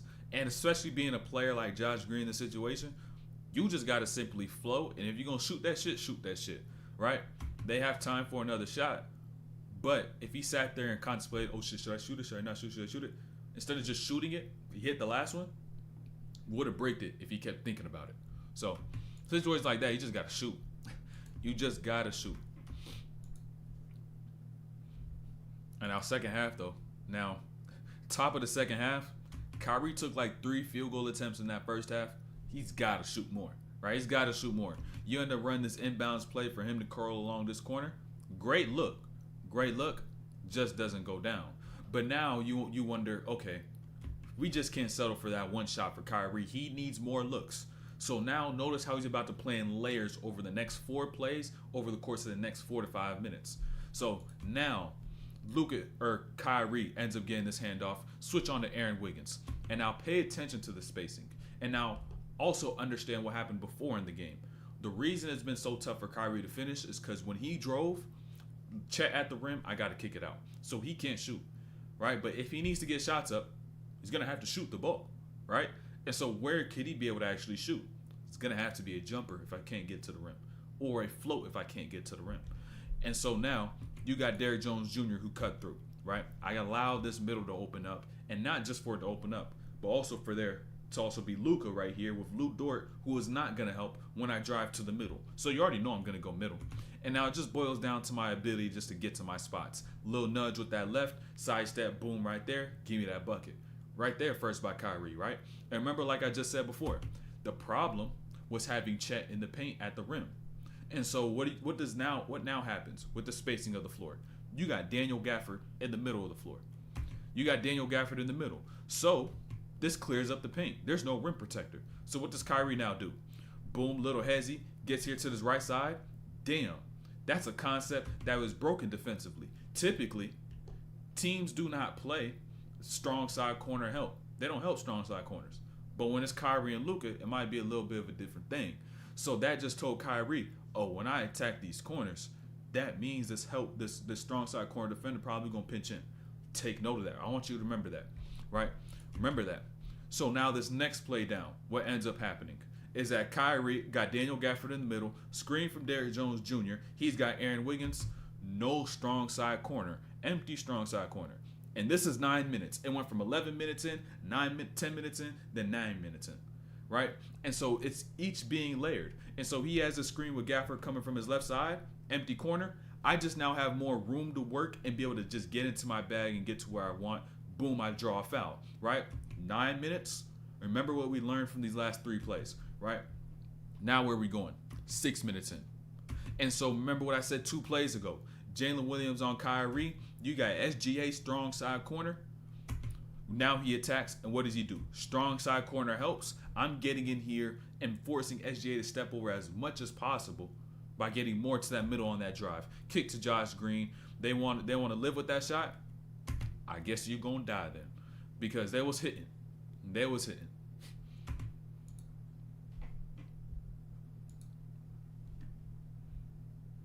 Now notice, I want to talk about defenders like Luka. Now pay attention. When you got defenders as slow as Luka, when you decide to do things like this, get them beat and snatch back, you're going to make it look like they played good defense because you brought them right back into the play. So next time you go and attack this style of player, understand that when you have them beat, just make sure they stay beat and just get straight into your buckets instead of trying to play around and be pretty. So if they slow, just go.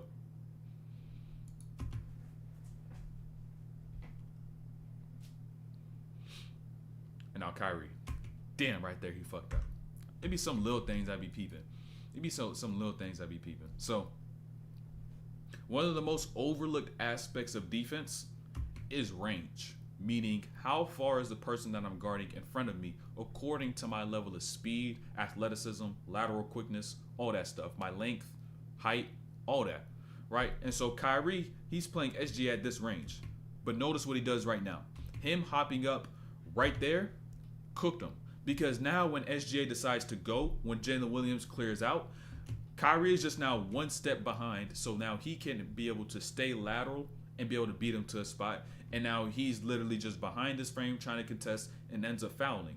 Whereas you got to make sure when you get in those situations, you establish your range according to how quick you can play him and the amount of space that you have around you. So be careful of you trying to get up into the ball too fast, too quick, too soon, just off of being antsy.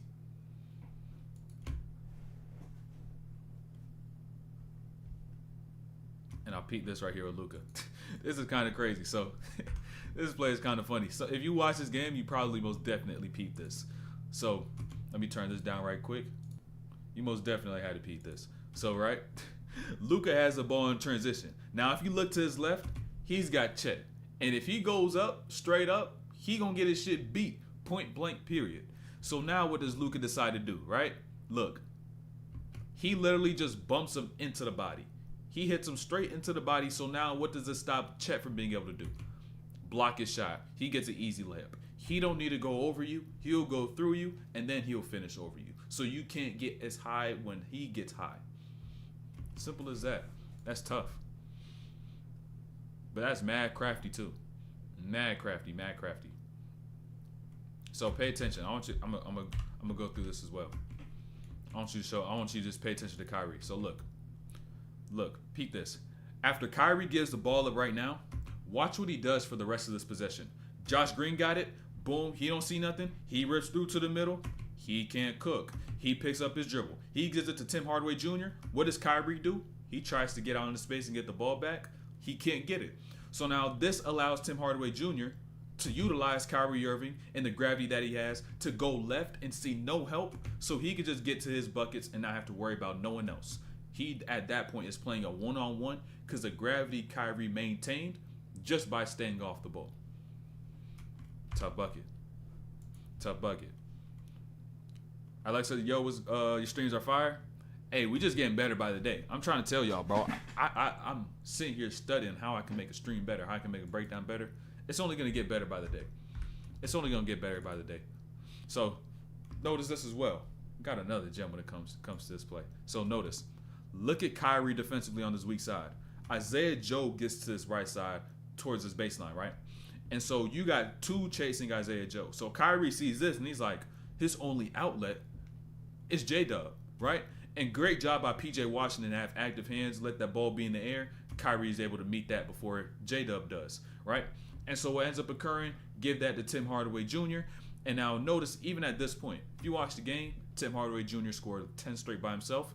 At this point in the game, he's at 7 straight by himself. So Kyrie gets it, plays patty cake with it, and then plays hot potato with it, gets it right back, boom, bucket. You got to allow your teammates to thrive when it's not your time to thrive. You got to feed into them. You got to allow them to do what they do, so then you can be able to do what we want to do, which is win.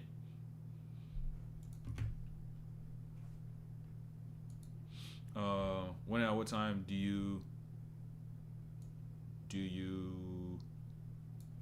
said, what you mean? Kyrie is pressing because he wanted, or is his training decision? What you mean, like pressing full court? And also, what do you mean by the other question?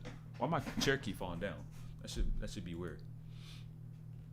But I want y'all to pay attention to these next couple of plays. Right? Pay attention to these next couple of plays. So, with Kyrie simply not just having the ball in his hand, but when he begins to get opportunities to score and gets in the shooting motion, look at the gravity that's on the floor. He jumps, he's out the air. You got Casey Wallace already here, but boom, opens up Lively. But Lively, low-key, I don't even know what's going on. He was kind of stinking it up. So now understand next time, right? Understand what happens next time down. This is pretty sure it's the next offensive possession. When he now ends up having 8 on the clock, screen by Lively, man, I got to pull this. I'm shooting this one. But this board right here, that was also because of Kyrie. Pay attention to that weak side. I don't even think y'all understand. Because the second Kyrie got right, the defenders also remember what happened last time, being late on that step over with Lively. So Isaiah Joe, all right, boom, I'm already on this nail. And I'm forgetting about who I'm guarding in that corner, right? And so Josh Green just now has the opportunity to go crash the boards, track the ball, while Isaiah Joe is worried about Lively. He gets there, kicks it out to P.J. Washington, boom, he gets a bucket. Without scoring, he's still creating opportunity. And I know that's hard for some of y'all to fathom. You think scoring is the only thing you must do in this game of basketball? No, it's not. Because it's going to open up everything for everybody. If you approach the game, even as a scorer, from an unselfish manner, especially when it is not your night.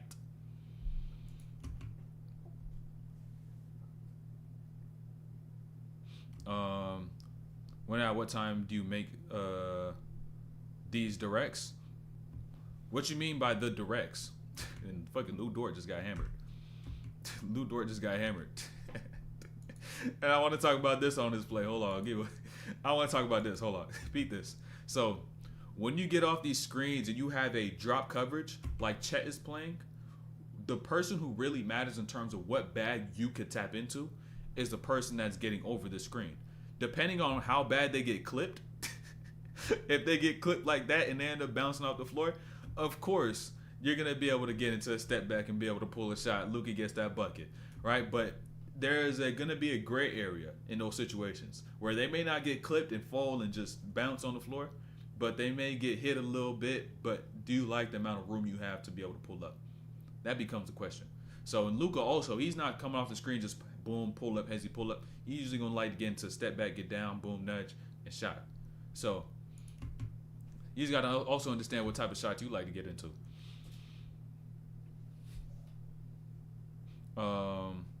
What you call it? Kyrie just show you can have impact without scoring. Gravity is all that really matters in basketball. Gravity. You could be good. It doesn't matter what you do good on offense, but if you do it good, you'll get gravity, and it's gonna open up a lot of shit. And you gotta leverage that. Exactly that. The gravity. The gravity. The gravity. The gravity. When and what time are the streams? 4 p.m. EST, Monday, Wednesday, and Friday. Monday, Wednesday, Friday, 4 p.m. EST. So now I want you to pay attention. This is another gem. We're dropping so many gems on one stream. This is a gem-packed stream. Not jam-packed. This is a gem-packed stream. So pay attention. Pay attention, pay attention, pay attention. So when Luka gets off the screen going right, the main thing he's looking for is space. If you look to the right side, I got Derrick Jones Jr. and I got PJ Washington. I got two teammates on that right side. But if I look to my left, who do I have here?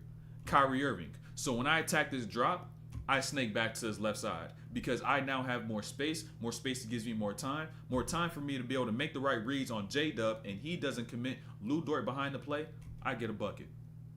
Simple basketball as long as you know where you want to go prior to you do the things you want to do, because those things really should be set in stone. So if you want to attack and get into space, look for the next best player who's not going to really get much help.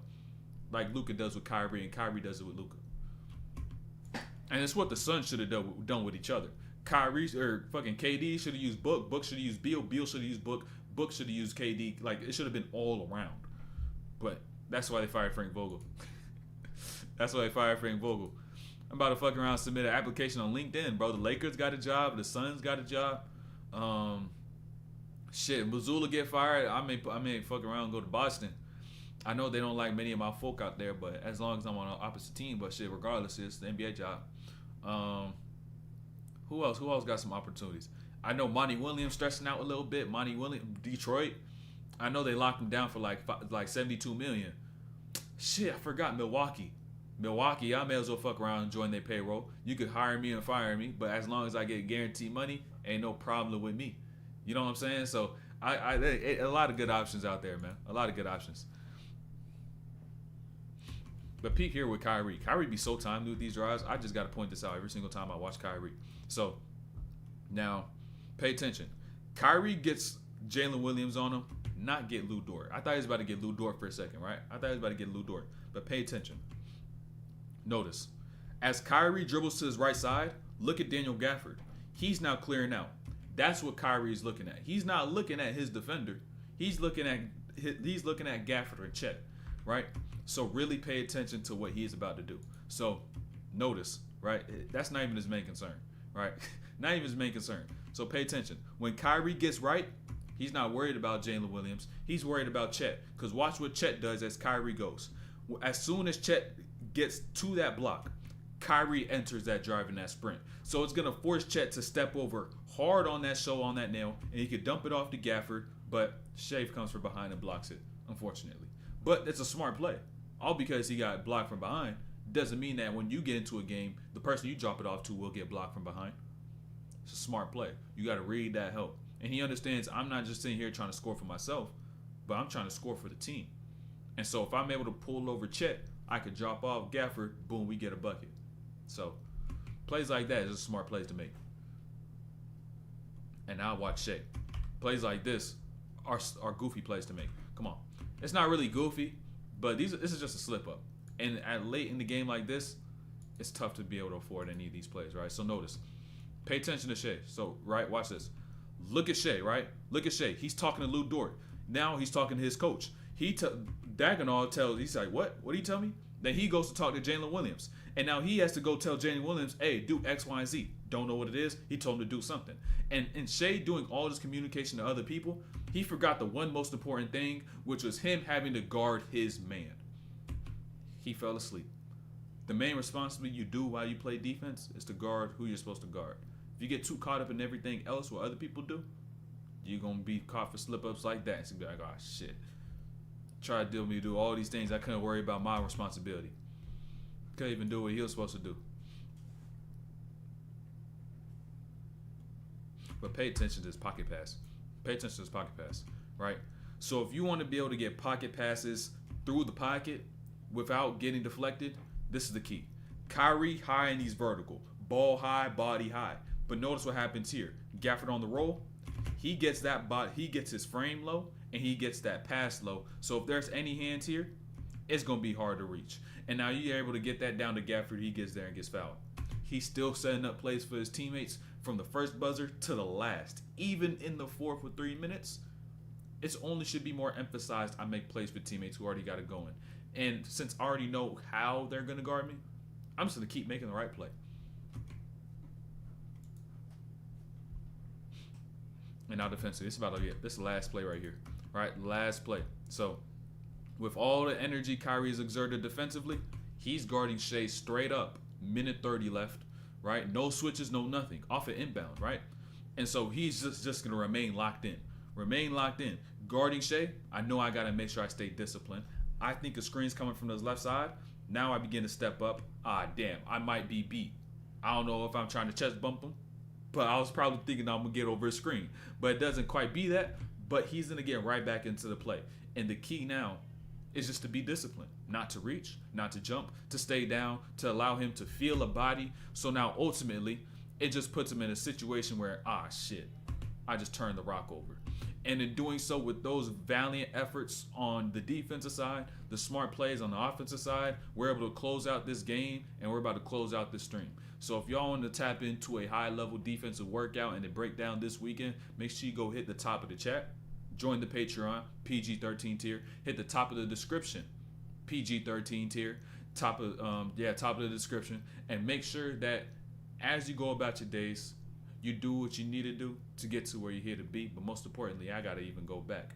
Make sure that you sacrifice your present self and invest into your future self. And do what you need to do to get to where you're here to be. So discipline or regret, you choose.